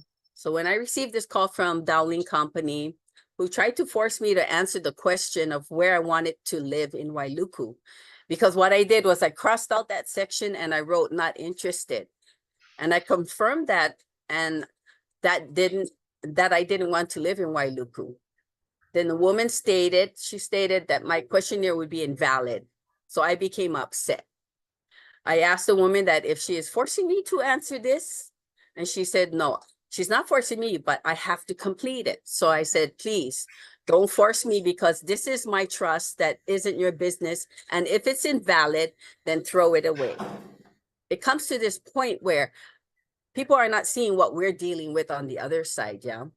But this company doesn't know that our trust for one thing, or the paper lease that I possess under the undivided interest, and that we can choose if we so choose to. So the situation, why I brought this whole thing up is during the opening invitation for Pu'uhona, my mom, who is 80 years of age, my auntie, 63, 2 sisters and a daughter who is 39 attended with high hopes. To all of our disappointment, none of them could pre-qualify except one auntie, but only for the 3-bedroom home. Even then, at 63 years old, you got to think, she wouldn't be able to afford with her health issues or therefore her job. She's going to advance in her age. The Social Security can only afford 40% or less of the estimated mortgage. So what is the fate of this 80-year-old kupuna who waited 40 plus years? Now, how are they to afford? Where are they expected to be thrown to the side and wait longer? They are a priority on the list because they will forfeit their chance to pass on their legacy of a successor. My mom was so excited, then she was sad, and then she became angry and lost her hope in Hawaiian homes. It's kind of emotional, so I'm sorry. So we are here in hard times. And to better understand that, I gotta move that, I can't even see the words, that the developers' results for these homes opening at this first phase with only 2 3-bedroom homes was open, and the rest of the 50+ homes were 2-story homes. Some of the crowd went home because they could not pre-qualify for a 3-bedroom home or a one that was 5-bedroom, right? So when I looked at the paperwork, the building of these, they looking completed and charging our beneficiaries extra costs for options and upgrades, like painting a garage. Aren't you supposed to paint the garage? I'm from carpentry. Adding a water faucet or spigot in the backyard because there's none. That would be a cost to install one. I couldn't believe my ears. Kupuna, age in place expense, $26,000. People, we're gonna lease this for 99 years. Okay, we're gonna get old. And if I go, I'm gonna be old in another 20 years. So the age in place would be a factor and should be in all the plans. Now, I learned in carpentry that when you build a home for the owner, they have the necessities, the necessary necessities. And if they want to improve themselves, they have their own options and their own upgrades. So it's impossible to afford these homes on a longevity status, resulting in high defaults. I know we got them here in good old DHHL.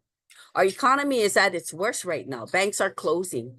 How do we hang on to our loans, their loans? These insurance increases coming, the escrow, finance, maintenance fees to add. And also Maui already having some problems with mortgage providers leaving the market. Even a real estate cycle indicates a potential housing market crash. So our economy or our economic times are so unpredictable and will get to a critical point because the almighty American dollar is already losing its value and power. And hyperinflation is the results, right? So the fact, home affordability, in Hawaii is as bad as it ever gets, or it's been. Federal Reserve no longer printing money, but using mortgages to make money. Watch the escrow companies close on appraisals. They keep unexpectedly billing the escrow companies to affect the borrower in negative ways. They no longer sell the houses, but sell mortgages. After 1 year, mortgages go up from 500 to 1,000. So if these homes are going to cost them $4,000 a month, in 1 year, they'll be surprised. Escrow shortages is what will hit. Insurance is going up very high, just to continue to mention that. So the question, has the HHL factored all these possibilities to keep beneficiaries from defaulting with all these factors? It's pretty scary, yeah. But my concern, a huge concern, is for Wakio in the East end of Maui. And it's the wait list, the development costs, affordability in a remote area, and the waiting period. Learning the recent lot selection at Pu'uhona Homestead meeting is very scary for the beneficiaries, and had provided their pre-qualification confirmation before a lot could be awarded. So we're very curious how it's going to affect us in the East End. Focusing on East Maui's Wakio's master plan is going to be critical by the time the homestead is ready for development. So I put up some small kind solutions. I really don't know. I'm just kind of picking your guys' brains if I could kind of share some, and maybe something may come out of this. But 1, create homes really affordable with options to build and or expand, like install a central base to function and later expand the homes to the needs. The East End has their own connections to haul material and would share costs to make it work due to the overcrowding homes. So we all spoke and we were talking about, hey, you know what? If it comes to the point where we got to haul the material in, which would be big bucks, we are all willing to do that on our own expense. Number 2, provide more education before lot selection and maybe annually, because what had happened, the pre-qualifications hit and nobody was even ready to learn and understand all this. They just had to get it done. And lo and behold, if they start to get their mortgage, they're gonna learn the hard way, I'm thinking. Number 3, better financial planning before lot selection, and maybe annually. Number 4, speed up the administrative rule change process to help the beneficiary base. Thank you, Kale. I heard what you said. I agree. Thank you so much for trying to expedite it. That will help us big times. And number 5, maybe we could create a grandfather clause into the economic crisis according to beneficiary, and that's supposed to be application date. Looking at the kupunas who've waited for decades. Because right now, my mom she's in dire straits. She is disappointed from what I hear. Don't be disappointed, but you know what? She's disappointed, and I know she's not the only one. So I wanted to share this with you folks because it's going to be critical for us in the planning stage as we continue with WACU. So may we continue to weave together to finish a masterpiece. So mahalo nui for this opportunity this time. Sorry, I'm sick too. But thank you, folks. Okay, I thank you for your information as well as comments, as well as suggestions that you've made. They're very timely and I guess reflective of the changes in our economy as well as the cost of construction. I mean, it's an ongoing problem across the nation regarding escalating costs, not only for materials, labor, insurance, on and on and on. And so it's going to be a real challenge for the department in trying to move forward. One of the things that we're doing with the 600 and primarily is paying for the infrastructure, and that is not included in the cost to the beneficiaries. But even those costs, infrastructure, as an example, in Le'ali, it's costing us $376,000 per lot in infrastructure just for that. And so that eats up your funding pretty quick as you try to address the wait list. Now, we are, as you probably know, I too, I'd have to admit, was disappointed in the approach that was used on the Pu'uhona project, in that the larger, more expensive units came out first. I would have liked if it had been reversed, actually. But part of the reason why they did that is they're going after additional funding, which may result in huge subsidies for the lower income individuals of over 100,000. There's also the issue of all this insurance as well as other situations that we're trying to, and I'm trying to require the developers to be a lot more flexible in the categories of units that they're making available, whether it's owner builder, like your suggestion was, maybe some of the homesteaders again, we'll provide them the lot and they'll build their own homes, saving the costs. There's also the habitat where you can provide sweat equity with a self-help organization that has 0 interest loans. They have their own insurance programs. So there's that other option. There's also the low-income housing tax credit with the option to purchase, which subsidize up to 70% of the costs. And so we're trying to get creative. We're trying to make more products available. But we also are very aware of the situation with materials. We need to use materials that are resistant to fire. That's why we're using cementous, hardy board. We're also looking at enclosed garages so the embers from fires don't enter the interior of the homes. The roofing material is made where it's resistant to fire, on and on and on. So it's an ongoing progress, Jade, but we're trying our best, but we do appreciate recommendations from beneficiaries. So we will try to, as we move forward, be responsive. And again, I do appreciate your suggestions. Any other Thank you. comments? Okay, if not, we'll go to the next person on our J agenda, Ren Kiali'i Kahapea.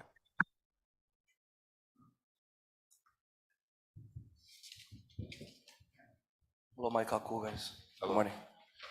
My name is Ren Kili Kapia. I'm the president of the Pondeava Community Association on the Big Island from Hilo, Hawaii. I'm here today just to give you guys a kind of an update of what's going on with the Kumoleao project that we've been in here.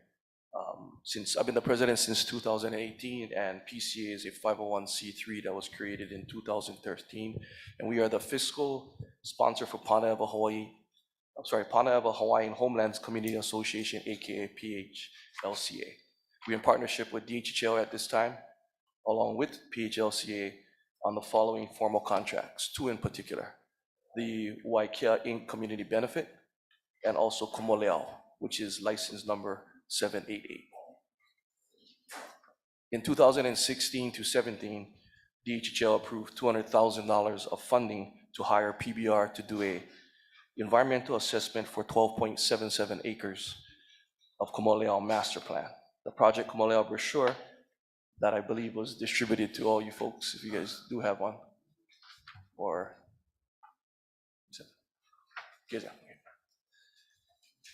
sorry.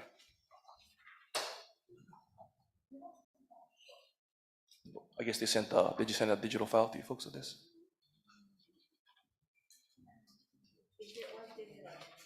Oh, you guys haven't, did you? So let me just continue. You guys have it, Kumoleao? Yeah, we got it. Okay, sorry, excuse me, sorry about that. Go ahead. All right, so in 2016, DHL approved about $200,000 of funding to do a PBR environmental assessment for 12.77 acres of the Kumoleao master plan. The project Kumoleao brochure, which is distributed to all of you folks, which you guys have, is outcome of supporting funding and approval by the DHL commissioners and chair when we began working with the engineers and architects on the blueprints and schematics while maintaining our contractual obligations to Kumoleao license number 788, which is included also in the packet. In 2019, a newly formed association claiming to be the sole rightful PHLCA versus the original PHLCA was created in 1984, caused a conflict within the community, which resulted in Chair Isla at that time placing a hold of all parties and froze Waikia Inc.'s community funding and stated to the community that they would have to resolve their own issues internally. All parties attached by this were never given an end date at that time. Although we continue to uphold our contractual obligations, licensing with Kumoleao license 788, which include license payments to Kumoleao Insurance, DCCA, HCA compliance, pre, during, and post, we have also incurred a lot of interference regarding Kumoleao at this time, regarding the newly created PHLC party. And saying that, in May of 2022, if you guys open up you guys' brochures here and the yellow highlighted areas here, they began bulldozing and also excavating an acre of phase 1 and phase 2 right here. Now, mine didn't have any legal permits that was by county or by DHHL at that time. At that time, we went ahead and we submitted a police report like we're supposed to. And then they said it was DHL's responsibility. I therefore submitted an official formal complaint to DHL, which is timestamped in the office by Kahana Abino, responding and stated he was unaware of this occurrence and they would get back to me on findings of this investigation. To this date, as of today, I have not received any follow-up from DHHL regarding this. With illegal operation and trees being planted and other hazards, not to mention digging of 2 emu pits, and notify our business insurance company of these trespassers doing illegal things on the property itself, Kumoleao. In 2024, we're notified at a commission meeting that this newly formed association also received an ag grant for Kumoleao with intentions to put a fence around the perimeter. They have planted trees in phase 1A and 1B. This is all unpermitted, and development is obstructing the initially approved funded plans by DHL that we, PCA, have committed to upholding. This past May, PCA was notified by DHL Kahana verified certified mail that PCA needs to review a memo from Mr. Watson, stating that Ms. Alameda, who is now the president of this newly formed association and the rightful president, PCA requested to review the memo, and if we agree to these terms in the memo, to sign, acknowledge, and return to DHL. In Waikia Inc., community benefit funds will be dispersed and stated, quote unquote, Ms. Alameda will need to collaborate with PCA and perhaps include DHL staff to ensure that the benefits of the $150,000 is dispersed to Panama Hawaiian Homes Lands Community Associate, quote unquote. This June, PCA members our leasees received a notice from Ms. Alameda in their mailbox stating that there's a special membership meeting on June 12, 2024, and the number one agenda was to remove PCA of a fiscal sponsor and sign a new contract with a new 501c3. I notified Kahana, Chair Watson, and several DHS officers via email attached notice. PCA requested guidance and instruction how to proceed. Attempts corresponding with us have not complied with Mr. Watson's memo with regards to complaining to fiscal sponsor. Kahana responded on June 13 via email. DHL intends to review and discuss this information internally and provide a response accordingly. To date, PCA has not received an email. This month, again, PCA leases received another email from the new PCLC board, and their first item of the agenda was to reconvene June 5th, 2024, GM meeting discussing an update of PCL's removal from fiscal sponsor per MOA 213 amended 215, as well as co-licensee for Komalea.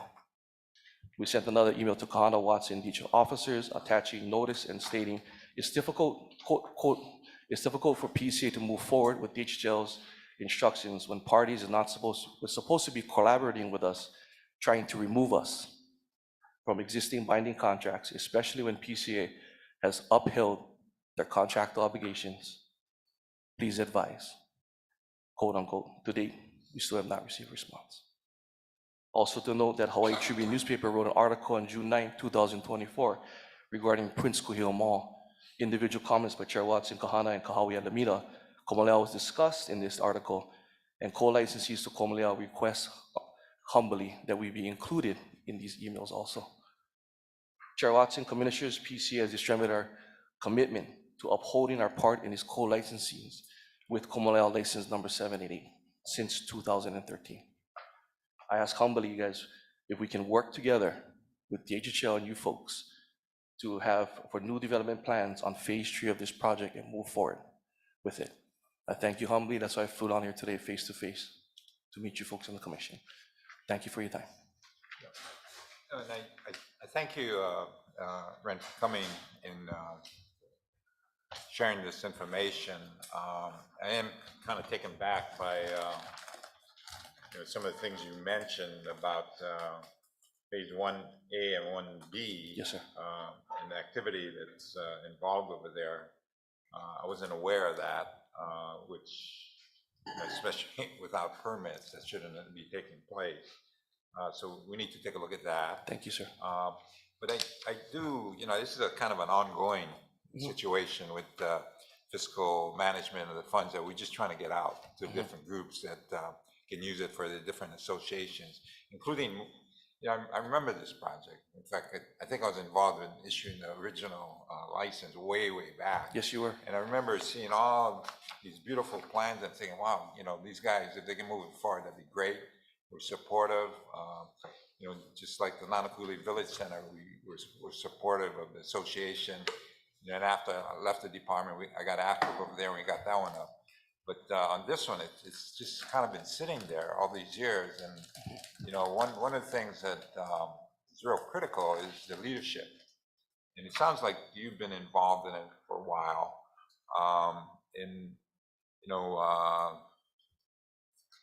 Other people have been involved and not much progress has occurred. I do want to, our commissioner, Kilekini, has been meeting with, I assume, yourself as well as others.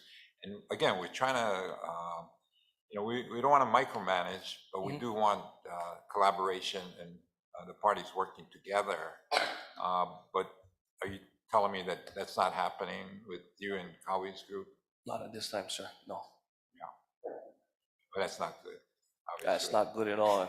My kapuna, my grandparents, you know, Right. I want to see this thing done. Again, so, you have any suggestions how we can move forward on that part? So I came here today, flew down to ask the board for help, to see what we can do to collaborate to get this project done. It's been sitting for so long now that the funds have been held up at this time to move to the next step. We thought we were going somewhere with this project and we got the EPA done, everything was done. I jumped in because I thought if we can get this thing done, at least my kapunas can see it. Yeah. I mean, this project, I mean, you look at the layout and when I'm way back when you guys, and it was a different conceptual plan from the one you guys developed, which I think is even a lot better.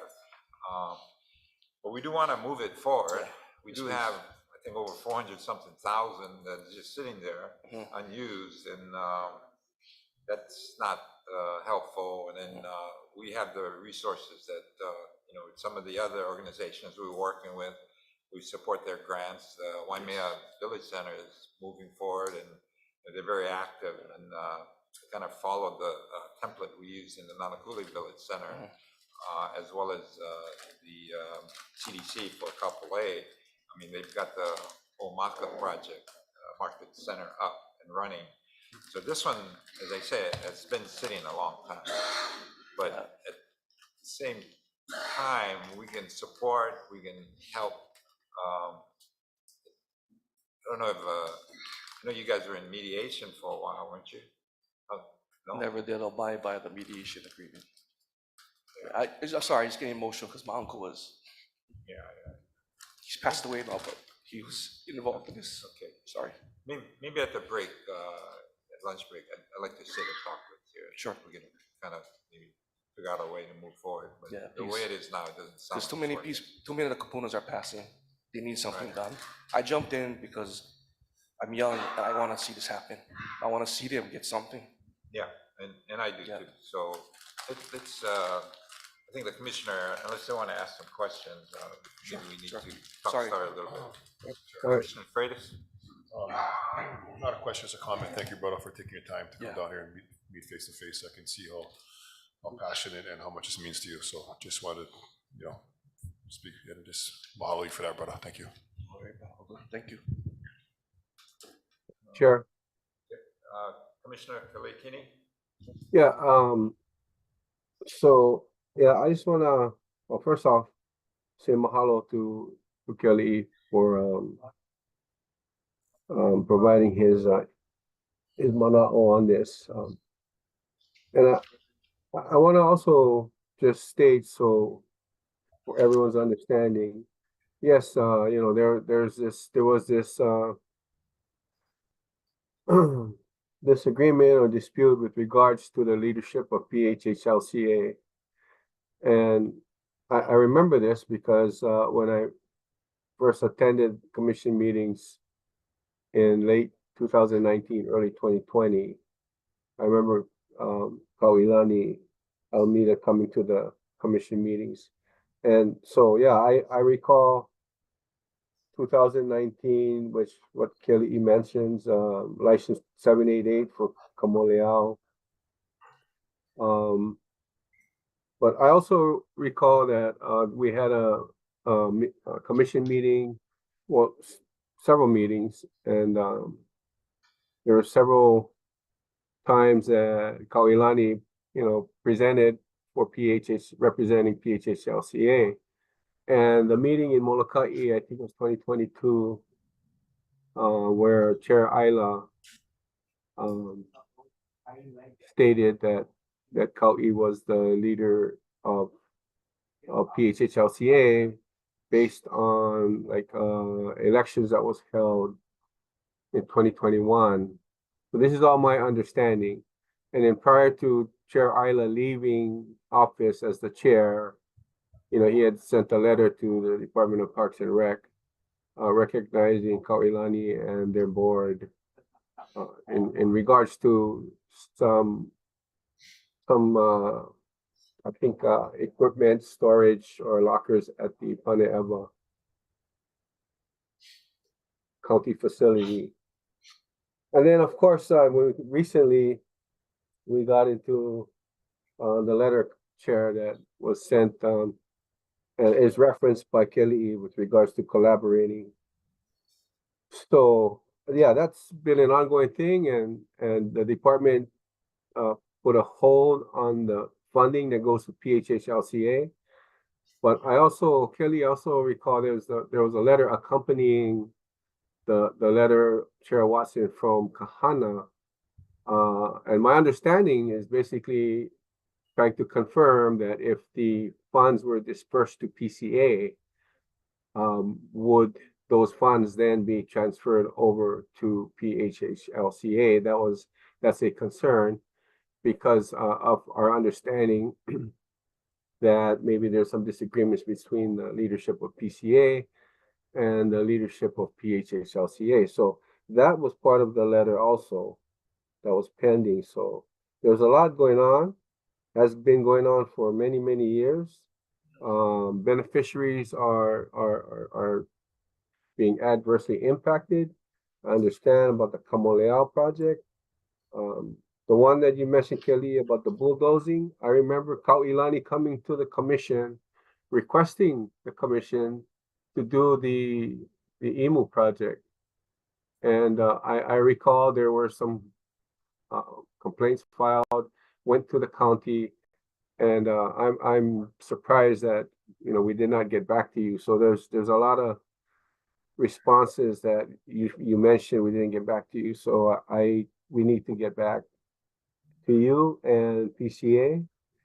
But yeah, I wanted to share that with the commission and the folks listening, just to give a recap, because this has been an ongoing situation. So thanks for coming and listening. That was appreciate the opportunity there, Chair. Thank you. Okay. Thank you, Commissioner. Like I said, why don't you hang Sure. loose and you and I can sit down and talk. Thank you, folks. Thank you. Thank you. Okay. Want lunch break again? No, we keep on going. Last but not really. Let's see. Okay, the next agenda item, J4, Azur Kaava Patituria.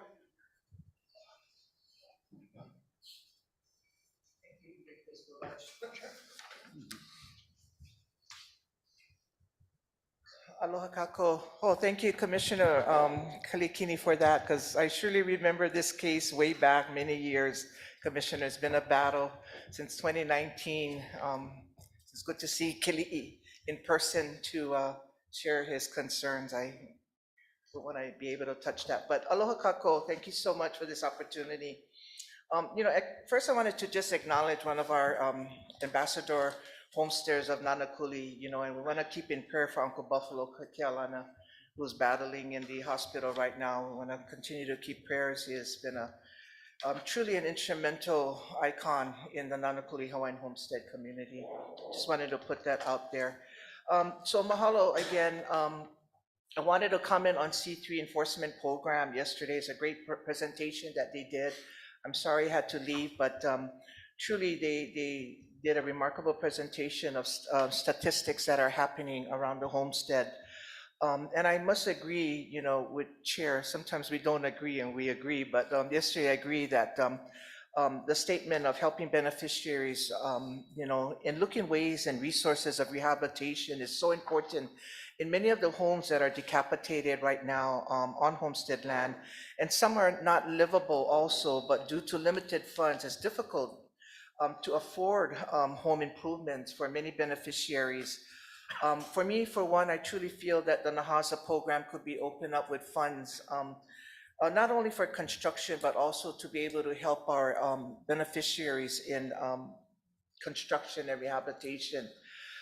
Secondly, I wanted to share a statement came from Commissioner Kaniaku on, you asked a question and I was looking at the presentation of the illegal activities that occur on homesteads and how long, your question was how long these cases can last, to the enforcement.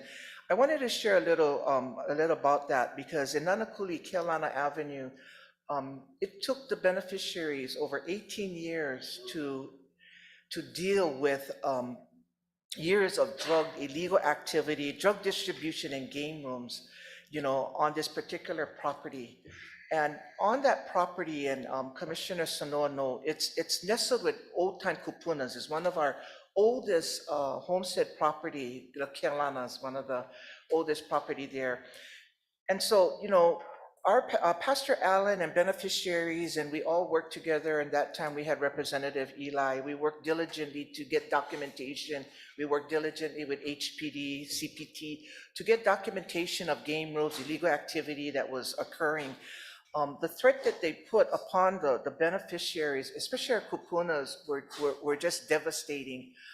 They had to put cameras. They were isolated in their homes because they're afraid of the retaliation. And we all know how that can happen. Certain family in the community, so once you kuka and vala'au and try to report it out, there's big retaliation. But I wanted to explain this to you because, then it came to the commission in 2019, and we had the task to have this in contested case hearing.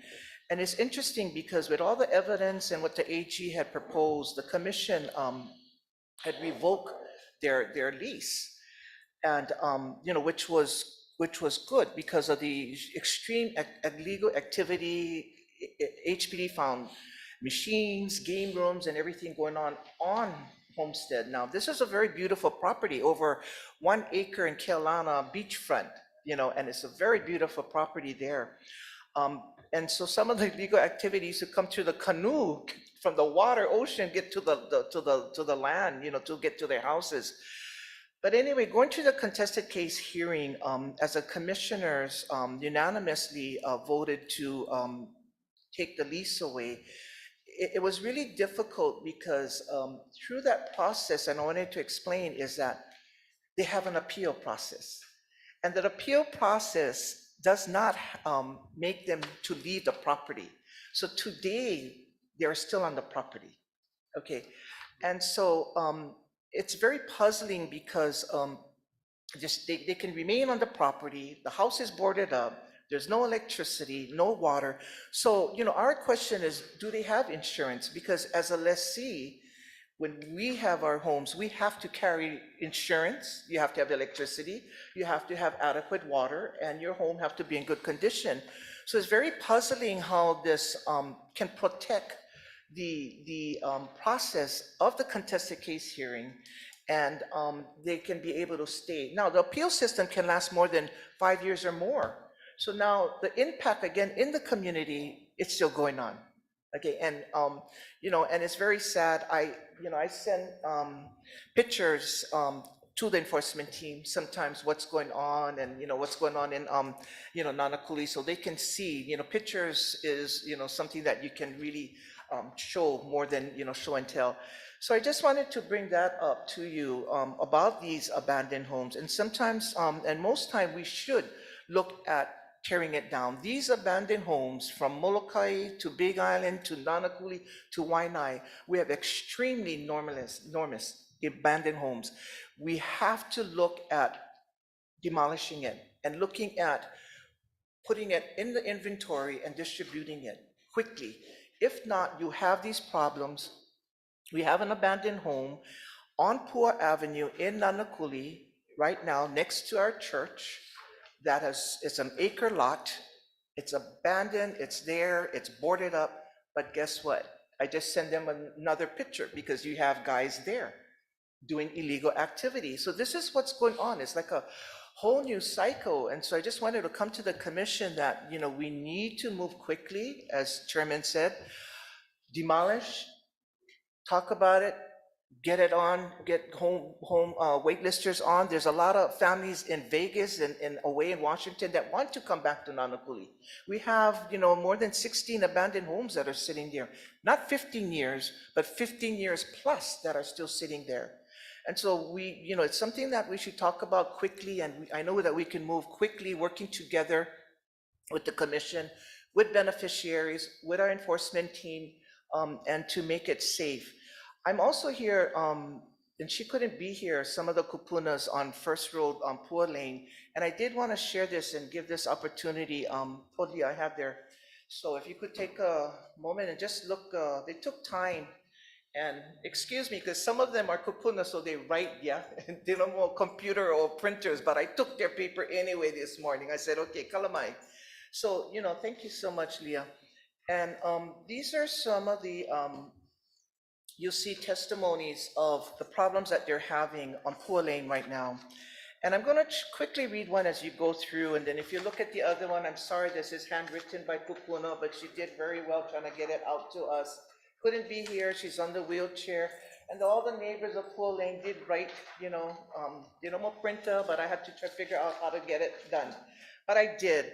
But they have concerns on Pua Lane Avenue, and something can ignite our Commissioner Sano, who lives in Nanakuli, and these are residents, and they strongly, let me put on my eyeglass. They want to mention that they strongly oppose of a Kauhale project proposed on Pua Avenue in Nanakuli Hawaiian Homestead. DHHL residents' lots should not be prioritized to Native Hawaiians, should be prioritized to Native Hawaiians on wait lists. The proposal is unfair to those who have been on the wait list for decades. I suggest you use the old Butler building, which is vacant and already equipped with single office space to house your homeless programs. As a resident on Pua Avenue, we already endure so much over the years. Speeders coming from Nanakuli Village, just recently a shooting right next to our home at the Nanakuli Village Centers. Patrons of the Nanakuli Village Centers leaving shopping carts, opala, and anchor stores in front of our homes. Also thieves who continue to rob CVS Nanakuli, park their getaway vehicles on Pua Lane, the loud generators, and everything that on the dialysis area runs at night through the morning. Pua Avenue is the most used street in Nanakuli Hawaiian Homestead since the gate's been open, and nothing but negative impacts on the resident and beneficiaries on Pua Lane. Kauhale project would just be another negative impact on Pua Lane. We have lots of children and kupunas on Pua Lane, and no one gave any consideration to address the residents who live here. I and a lot of Native Hawaiians are against the proposed Kauhale project. Please take it somewhere else. Again, I'm in opposition of the Kauhale project being proposed on residential homestead lots. Prioritizes our waitlisters first. Mahalo. And this is from the Ka'ava family, Warner family, and the kupunas that wanted me to address this today. And I'm not sure if they're watching, but they couldn't be here. They apologize, but they're very concerned, Mr. Chairman, that statements were made of proposed Kauhale homeless tiny homes in this particular Pua Avenue abandoned home. And so we have that abandoned home. It's a 1 acre lot. I suggest it should be teared down because right now you still have, I'm gonna say it, chronics that hanging around there. It's right next to our church, Nanikapono Protestant Church, and it's just getting dangerous again. But this particular property should be, it's in the inventory and should be for our wait list. There's other places that a Kauhale project homeless shelter can be, proposed in the Waimanalo Coast. There's other properties, but not in a unique, comfortable, quiet, residential area. And so this is our concern. And if it does come to the commission, we will be working together with the homesteads. And it's difficult because, currently our homestead is not active. We haven't been active since April 4th, 2016. So it's difficult because we have to come individually to the commission to bring up these concerns. If we had homesteads like Leali'i or Waimanalo or Pane'ewa or KCDC, we can come up as a group and we can come up and bring up our, concerns. But for Nanakuli is different. We haven't met, and again, we talk about leadership. Leadership is very important, especially in our homesteads for a beneficiary. We're not trying to get division. We're trying to work together with the commission, with the department, with the enforcement team. And this is our goal and wish, and we want to navigate together. And I use the word navigate very strongly. because we want to work together to make it a better, a safer place for all of us. So thank you for your time. Thank you, Mr. Chairman, Commissioners. Aloha and have a safe trip home. Thank you.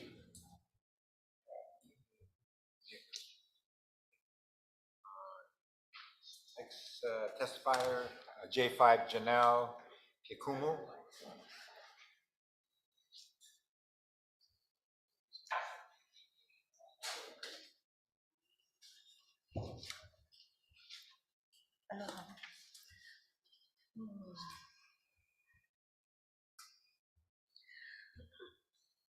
Hello.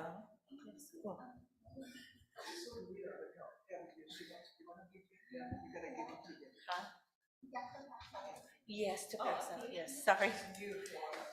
Ikalamai. Aloha, Chair Watson and fellow commissioners. My name is Janelle Mehanaki Kumu, and I'm a leasee for 41-340 Wild Kiola Street in Waimanalo. Today, I would like to share my situation with you and put it on record. Currently, I'm a leasee. Do not want to sell my home. Designation of successor. Documents doesn't state that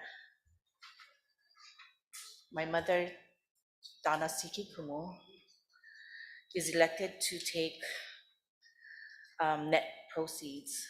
She is taking me to First Circuit Court, and she's been doing it for the past 2 years. Currently, Circuit Court appointed Gerard Kawashima, estate planning attorney, to act upon me as another seller to my DHL property. Sorry, to my DHL property. I want to put it on record with the Hawaiian Homelands Commissions that I don't agree with the transfer of my lease with monetary compensation. Would it be possible to ask Hawaiian HHC and Department of Homelands a document to present for my upcoming court? And how can you help me?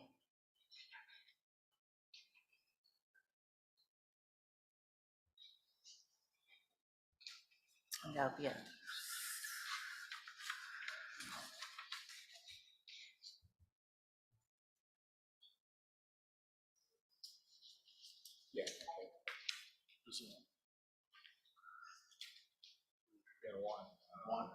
Yeah, yes.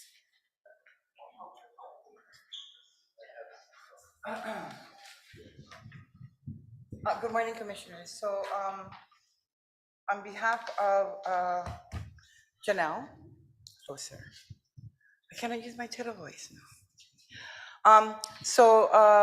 Ms. Kekumu is being mandated or compelled by Circuit Court or the Probate Court to sell her lease. The attorney that's in charge, Mr. Kawashima, has served her with several notices compelling her to sell, to entertain offers from buyers.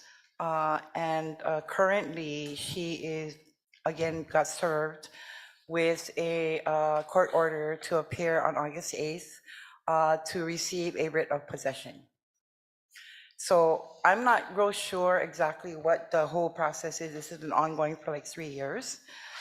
And so she's gonna need more time to be able to get all of her documents together so that we can do a more thorough investigation of what is happening here. One of the key documents that's missing out of her current packet is who initiated this challenge in probate court. So while we understand that it's her mother that initiated this and forcing her to sell, when we look at the department documents, it clearly shows that her dad named her as the primary successor, her brother as the alternative successor, and nobody was appointed or identified to receive any net proceeds from any sale, which often happens when the spouse or the successor is non-native or doesn't meet the blood quantum. And so the question of the day is, who is compelling her to sell her lease for over $750,000. This is happening in probate court. Yes, Commissioner Neves, I have the same look on my face. And, so the question here is whether or not the rights of a lessee is being violated through this court order. But until we can get all of the documents together to take a better look at what the process is, we can't answer that question, right? And so she's here today. I know this is your agenda, so you can't make any decision. But we would ask the commission to schedule this, whether it's a contested case hearing or a special meeting. She is heading into court on August 8th. And so whatever the commission can do to try and help her get over that hump, to give us time to be able to gather all of her documents that she's been served with, so we can get a clearer picture on why this is happening to her. Because like I said, it's been a 3-year process. She's been going through this for the past 3 years. She's got numerous services, statements from the realtor that was hired by the attorney. The attorney is a named seller in this case. So we're not real sure where all of these challenges are coming from, because it's not really clear. So for instance, we don't have a document that names Mr. Kawashima as a seller. There's no court document in her current filings. She does not have the wherewithal to hire a private attorney on her behalf. So we're gonna need some assistance with the commission. At some point in time, this has to come to the commission for approval. And so what we're looking for is some assistance in actually maybe delaying the August 8th hearing, so we have time to be able to secure her an attorney, go over the documents and see what kind of a case it really is. Chair, thank you. So DHHL has intervened in the past in probate cases and family court cases where what I think are similar issues have come up. Our office would just need more information so that we can figure out if something needs to be filed. And I'm not quite sure if maybe Juan might be the right person to talk to about this, since it's a lease issue, but I can talk with department staff and figure out the next steps. It doesn't sound like commission action is necessary at this point. We may just be able to proceed with intervening in the case. Thank you. So once we get the documents in order, we can just directly email it to you or to Juan? I think it would be best to email it to department staff. Okay. And then I can speak with them about it. Okay. Thank you. Perfect. Thank you. Mr. Chair? Yep. Yeah, I support this. I mean, we need to support, yes, we need to support our beneficiaries in these types of matters when they start dealing with stuff that we've approved or the chair has approved. So I appreciate the AG offering that assistance and hopefully getting this issue resolved. Because there's a lot of missing pieces and we shouldn't have to go through this for 3 years, but I just want to explain that model. Thank you. John, you want to add something? For further clarification for this body to consider, I do have a copy of a order granting petition to amend and enforce order granting in part and denying in part, petition to take elective share and statutory allowance and for allowance of creditors' claims.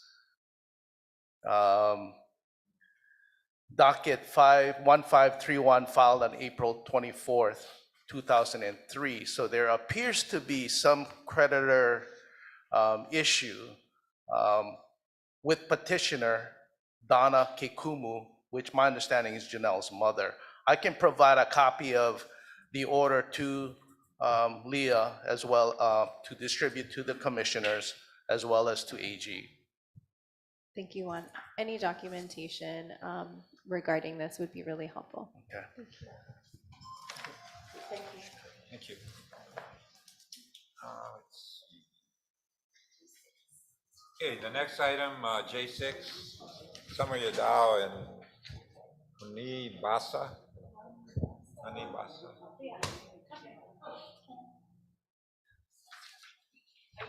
Yeah. Aloha, Chair and Commissioners. I'm testifying on behalf of folks giving an update on the Waipoli project.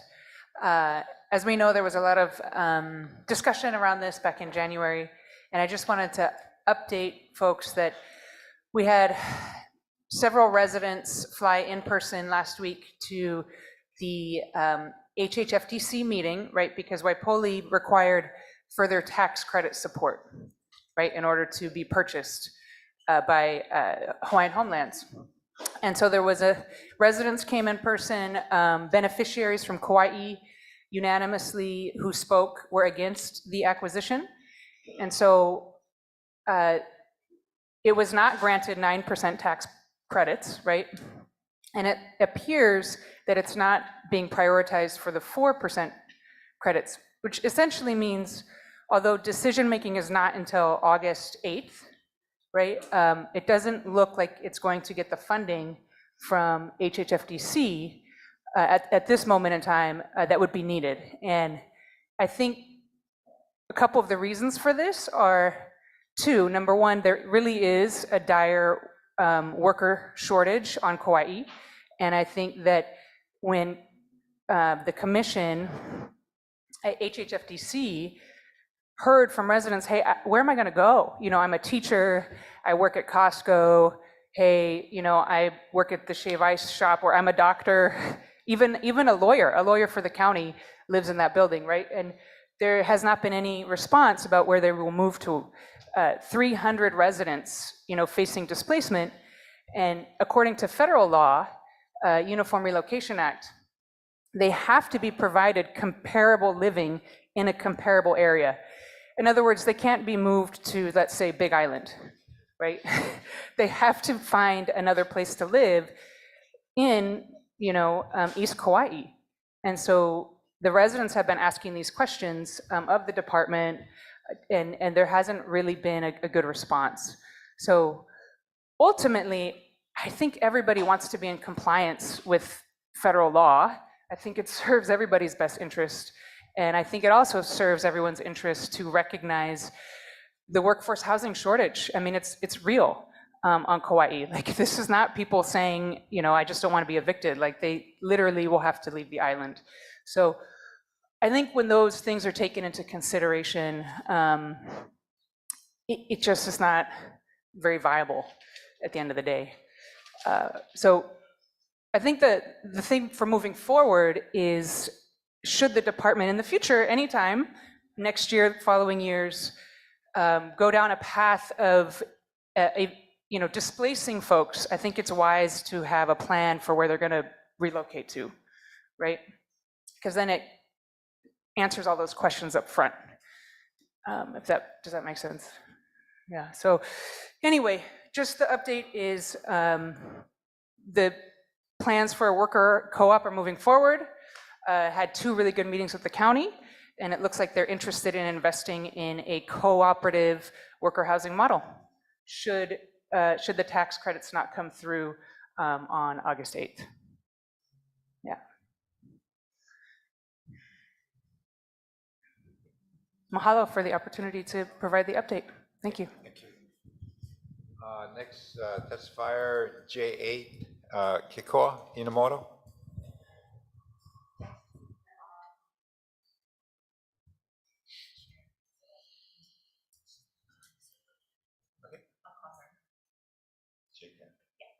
Okay, the next testifier, J10, Jermaine Myers. Can you hear me? Yes, we can.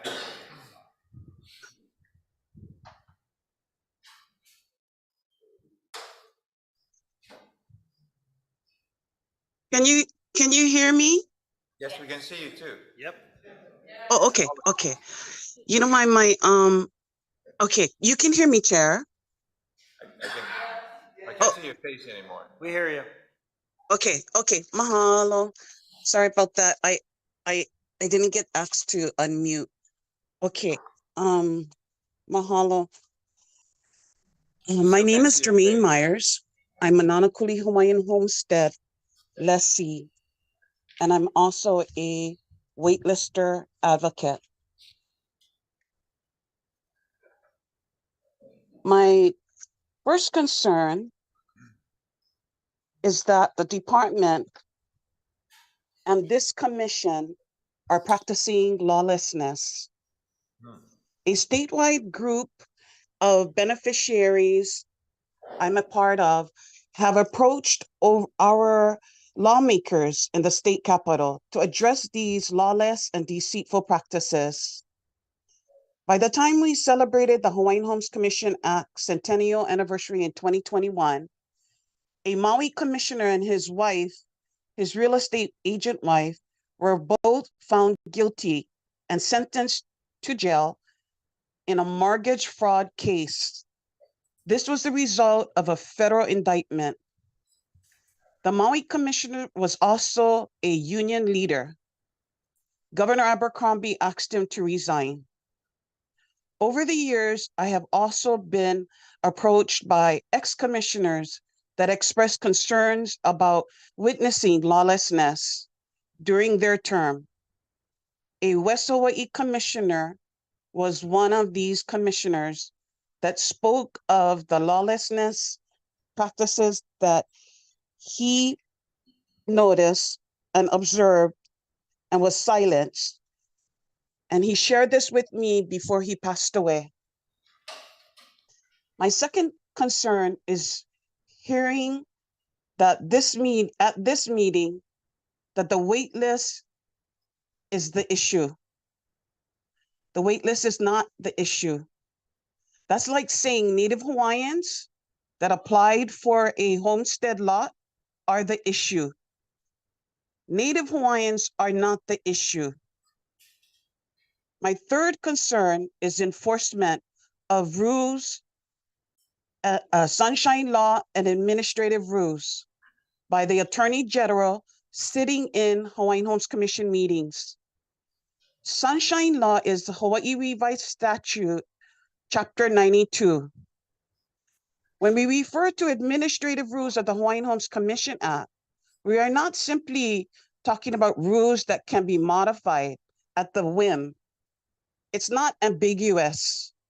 These administrative rules, I always refer to as administrative law because it's Hawaii Revised Statute, Title 10, that includes 6 chapters.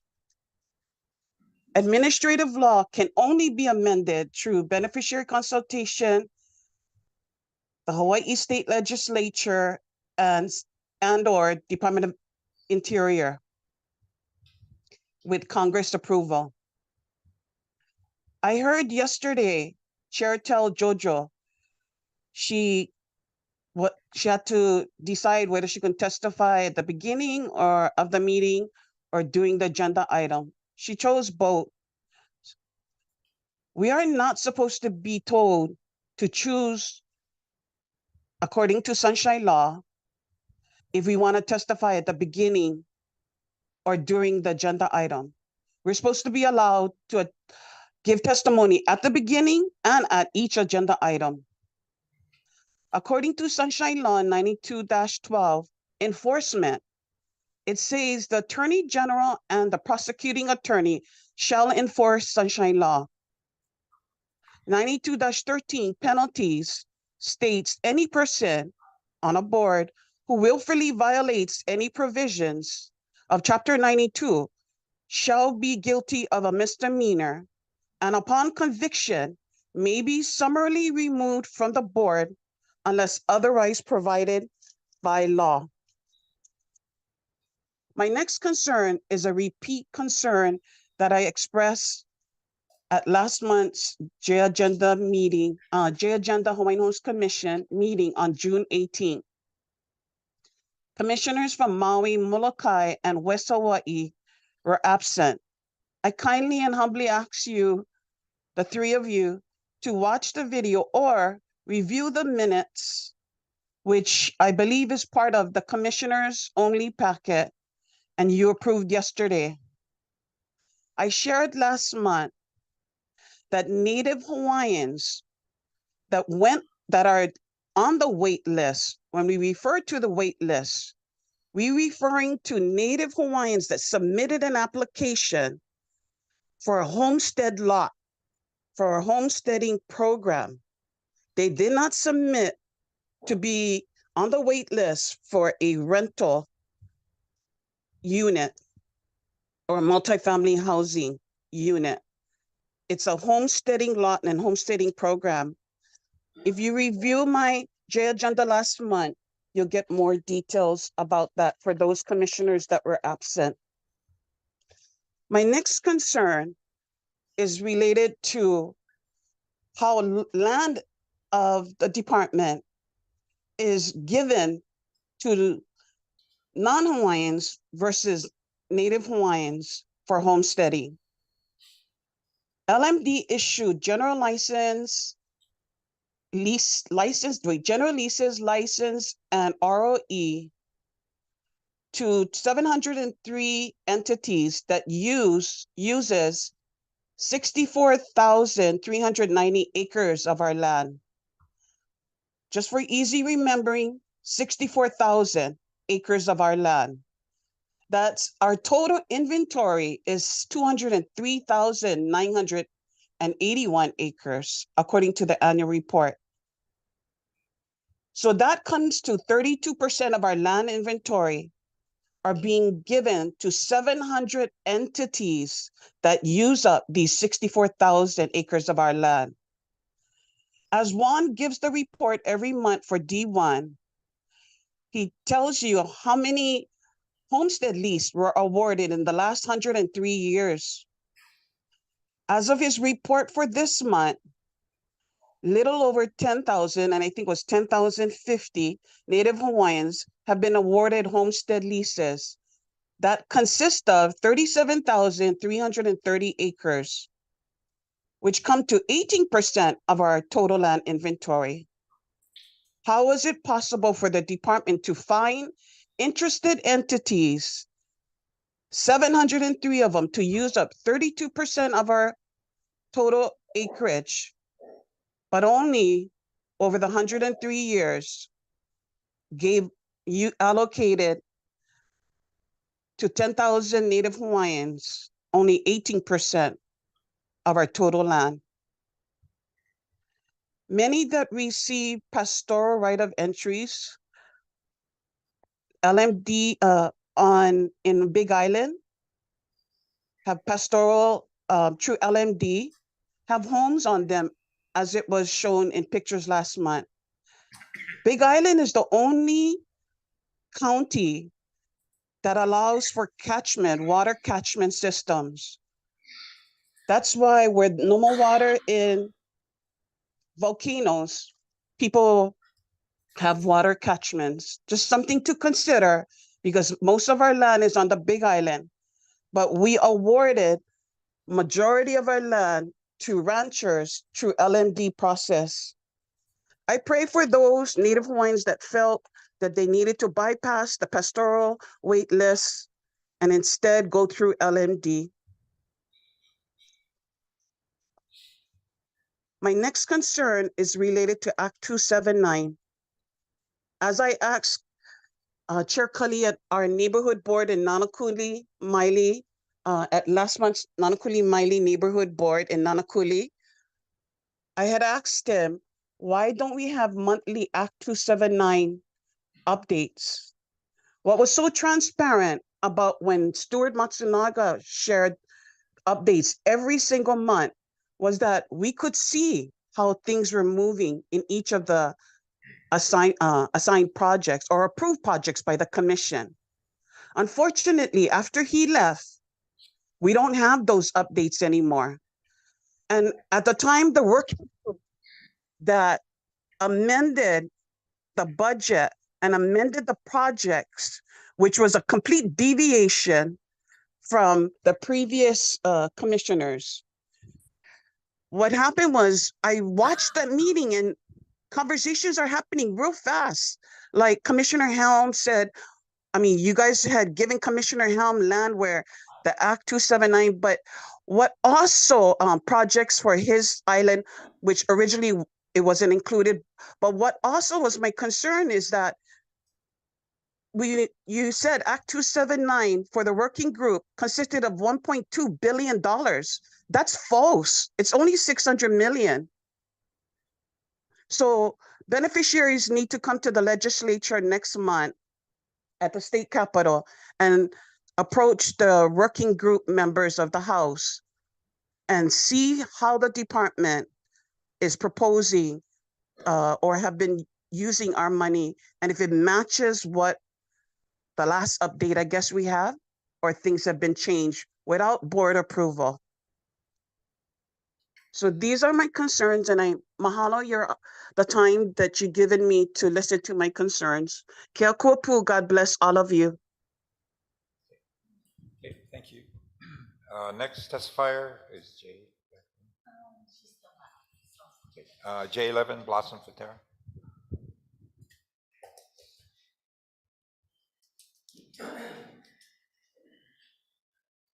Good morning again, Commissioners, Mr. Chair. Mahalo for this opportunity. A week ago, we had an opportunity to meet with beneficiaries in West Kauai. And we took advantage of that opportunity to let them know about the department's anticipation of the acquisition of the courtyards at Waipoli. But we also wanted to emphasize the conversation with the potential opportunity coming up in Hanapepe, right? 82 single-family units, 30 of them has been designated for light tech. And so they're quite happy with that. So in the 2 nights that we met with them, we met with almost 100 beneficiaries, 47 on Monday and another 50 on Wednesday. I also want to extend my thanks to Commissioner Neves for attending those meetings. The conversation was quite lively about Hawaiian homes, and they're looking forward to this opportunity. But some of the questions that also came out in a conversation was, what happened to the ag lots for Pu'uopai? And are there any pastoral lots available on West Kauai? And so my recollection is that back in the day, there were like about 12 pastoral lots, they're about 50 acres each. The last 2 remaining lessees was Leah Pereira and Auntie Judy Nama'u. We're not sure if what happened to those lots. They did not have any successors that took those lots. So we don't know if those pastoral lots are now just sitting. And while there was some movement from the department in the development of a plan for Pu'uopai ag lots, we don't see any action happening regarding that project. And so we wanted to bring that to your attention. I think that the West Kauai beneficiaries in particular are very, very interested.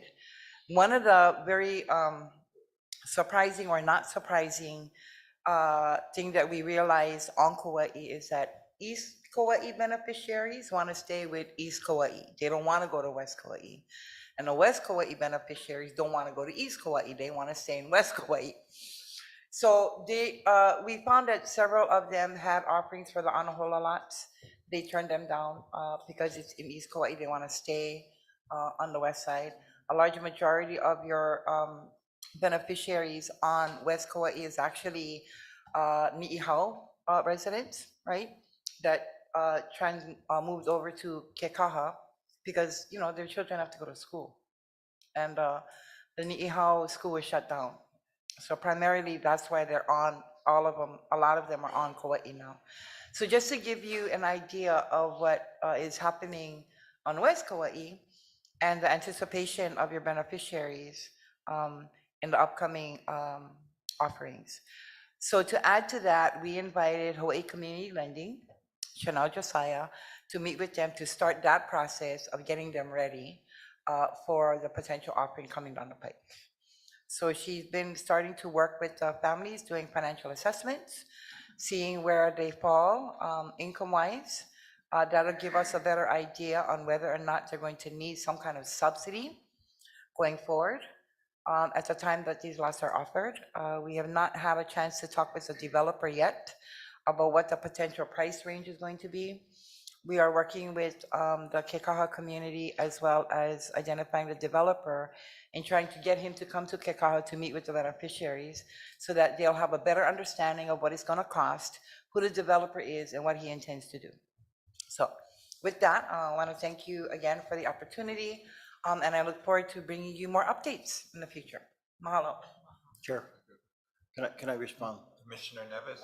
Yeah, so Blossom, thank you for coming out. It was a good exchange between the folks, and yes, they are, a lot of them are from Nihao, and a lot of them are used to that lifestyle. So when the Pu'u Pai project was put on hold because of the hydroelectric issue, they are still looking to get onto that area. But it was a good exchange. We met with them on Monday, and then we met with them on Wednesday again, and we're getting them engaged. We also have we're working with the county to get computer literacy. It's basic computer literacy. They have a contractor works out of the Bay Area that comes up and he's done about 300 classes. They're all free. So we've opened that up. We have one of our folks from Antimoki she's from Nihao, originally lives in Kekaha, and she's helping us put that program together. So back in November, putting that together. And I'm a little remiss in mentioning there was a large fire in Kauai. It was actually got within 75 feet of our homestead on Moy Road. Luckily, the winds are blowing westerly, and it blew down through Kamakani. They closed off the freeway last night. Lost about 500 acres. We believe it's under control now. We haven't lost, no lives lost. No buildings, maybe sheds or something like that. But again, it's dry out there. I know we're gonna have a conversation on the 23rd to talk about fire protection. We met with Kaipo several months ago about the importance of doing fire break around our Kekaha community. And we haven't done anything, and we really have to step this up. I mean, if there was an east wind, we'd have to be building another 50 homes up there. So it's really important. And then just the other night, my wife's telling me people were blowing off fireworks. I mean, it's ridiculous. So anyway, luckily we didn't lose any lives. The roads did open up this morning. They did have to shut off some power on the Kekaha side. Reducing water use and so on and so forth. But thankful to Erna and Kaipo keeping the communication together and getting some of our private contractors up there with bulldozers and with water trucks. We actually had our folks out in the back of their lots trying to water down to make sure it went down through the valley, through the entire 350 acres, Hawaiian homes, then on down to Kamakani, just short. Did they figure out what caused that fire? No, they haven't figured it out yet, but they're looking at trying to figure out. But KIUC reduced power, made sure they shut off power lines so it wouldn't advance. But it was quite a mess because it blocked off everybody on the west side from getting into Lihue, workers and so on and so forth. But it opened up early this morning, so I think everything's okay. Hopefully we get some. Yeah, I actually got a text from one of our people that attended the meeting. Yeah. Showing me the fire as it started. And so he said, can you let somebody know from DHHL? I said, yep. So I gave the information to, where is he? Land agent. And so he got on it right away. I mean, I got the text at like 12:10 yesterday afternoon, sent it directly to him. So he's been in contact with the beneficiary. The beneficiary contacted me this morning. And said everything is good, nobody got hurt, nobody's house burned down. So, the fire is contained, so, we okay. Yeah, and the county's emergency office is right across at the airport. That was opened up. And Erna's normally in that process anytime there's an emergency. And I was when I was at the airport. But I'm gonna request that I be involved in that just in case we have another emergency. We keep everybody in our mind. And luckily, like I said, nobody was hurt. But continue to have fire problems. We had to be careful. moving forward. But anyway, thank you for coming, and we'll look forward to our next meeting. Oh, yeah. Thank you. Okay, Thank you. Thanks, Chair. We just have three more testifiers, so if commission doesn't mind, we can just power through it and get it done. Yes. Any objections? If not, J12, Limon.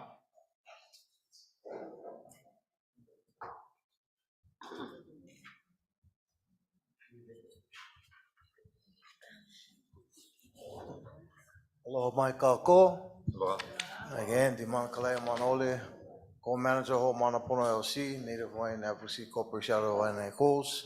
And I have here the one wahine that's going to end up taking our Deputy Attorney General's job one day, or become the lawyer for you guys in the commission. Because I know you guys looking for a lawyer. Her name is Trinity. And she's going to speak right after I finish what I got to say. Because I wanted to just let her share her mana'o. When my wife, that's my wife's best friend's daughter.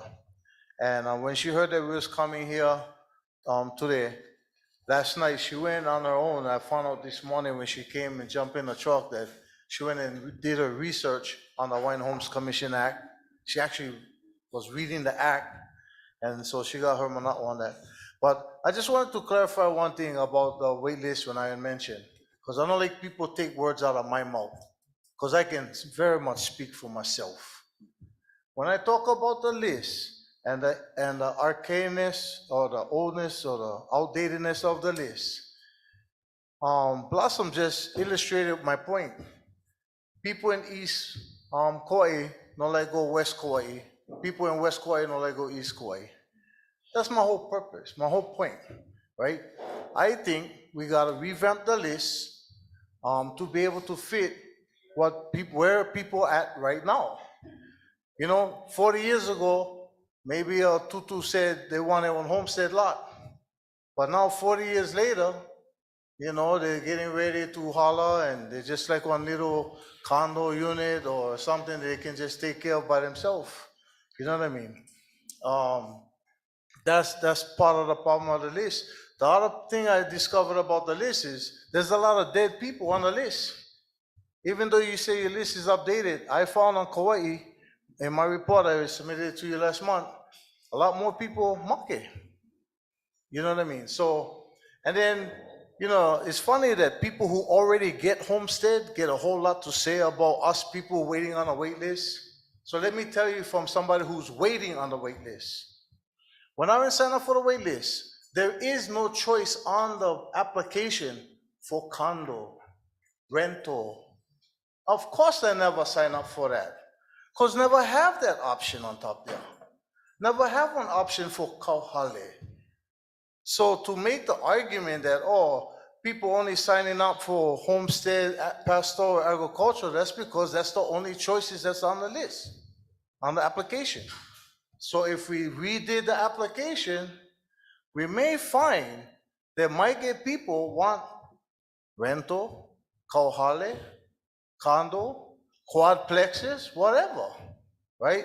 So that was my whole point. Anyway, I don't like to take away from this beautiful baby over here. Go ahead, Trinity. So, like everyone was talking about the wait list, people are getting old and they're dying before they even get their land.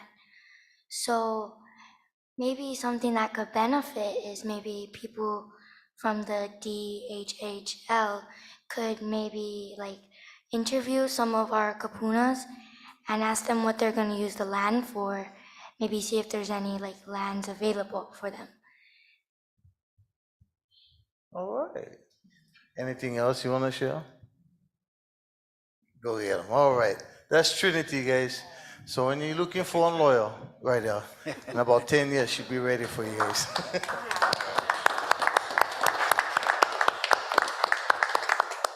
right, thank you, Trinity. Let's see, J13, Kapua.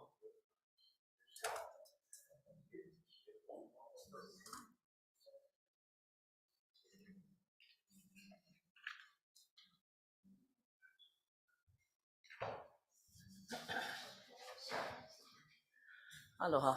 O wau kapua kili ikoa ka mai no ka aina ho o pula pula ka awawa wai anai mai au.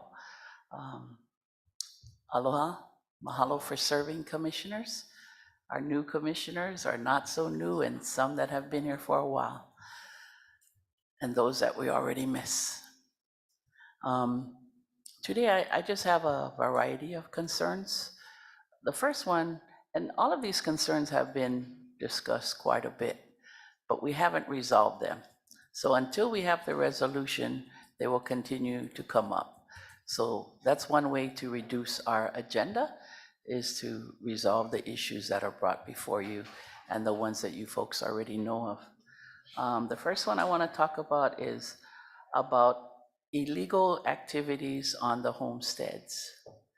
I don't think there's any homestead that is immune to the types of activities that are happening on our homestead lands, to the things that our neighbors, that we are subjected to because we are in such close proximity to these activities, and they affect us even when we're not in that close proximity. And so I'm going to start off with what Patty has shared quite a bit of, former Commissioner Patty Teruya, and that's about what she just mentioned. Took them 18, 19 years to resolve an issue she just mentioned earlier this morning. But even with our great new law enforcement folks that are taking great proactive moves, mahalo nui, we still have a lot of ways to go. But you know, when I signed that lease, and I think when most of us signed that lease, it was like for the smallest of small infractions, our lease would be terminated. You know, and it's sad that the department doesn't have that hammer for illegal activities, but the department exercises that hammer on other activities that are stipulated that oftentimes cost us more money than we have. So I think the hammer needs to be on what is against the law. Because if it's against the law, we shouldn't have a problem with executing the lease termination. It's the law. Cite the law. The other thing that I want to mention is our vacant lots and our vacant homes. There are times when people have to move out for whatever reason and the house sits idle. And most of that is probably due to financial situation.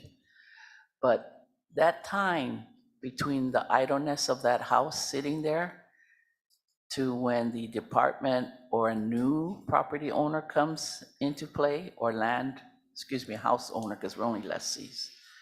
But that new home, that property, the house becomes vacant, it becomes damaged, destroyed, and there's even people, squatters, that have no business in the homestead. Oftentimes they're not even related to that former lessee that vacated the house. Now, I get it that there's a lessee on the list, so I think the department needs to continue to work on their administrative rules about how we're going to enforce. You are either the lessee and you reside there. Because if you don't want to reside in that home, there's 29,000 others that will, or one of them will. So there's no reason for us to have vacant lots and homes. I mean, on my homestead, we have lots that didn't even get developed. And this is over 25 years already. So I don't understand why we have such a long list when we have vacant lots, no development. We have vacant homes, no lessee. The individuals residing in there have no business being in there because they're not legal residents. We cannot sublet, we cannot rent our house. We can reside and help each other, but we cannot move out and let somebody else move in. But we have these neighbors that do that. Jermaine Myers has mentioned that. She's clearly mentioned that. And then we have again those illegal activities, the drugs and the gambling. And it seems like the residents like Kanehili, the residents of Nanakuli and other active homesteads have to do all the work, which means put yourself out there for persecution against your neighbors, against all of those illegal activities and people, so that the law, the police can do their jobs, so that the attorneys can do their jobs. There's such a thing as helping your community because you want your community to be the best. But sometimes people get just stomped out. And instead of people rising up to help, to say, this is the right thing that's going on, what we should all be looking at is those illegal activities, those illegal residents, those illegal people that are there.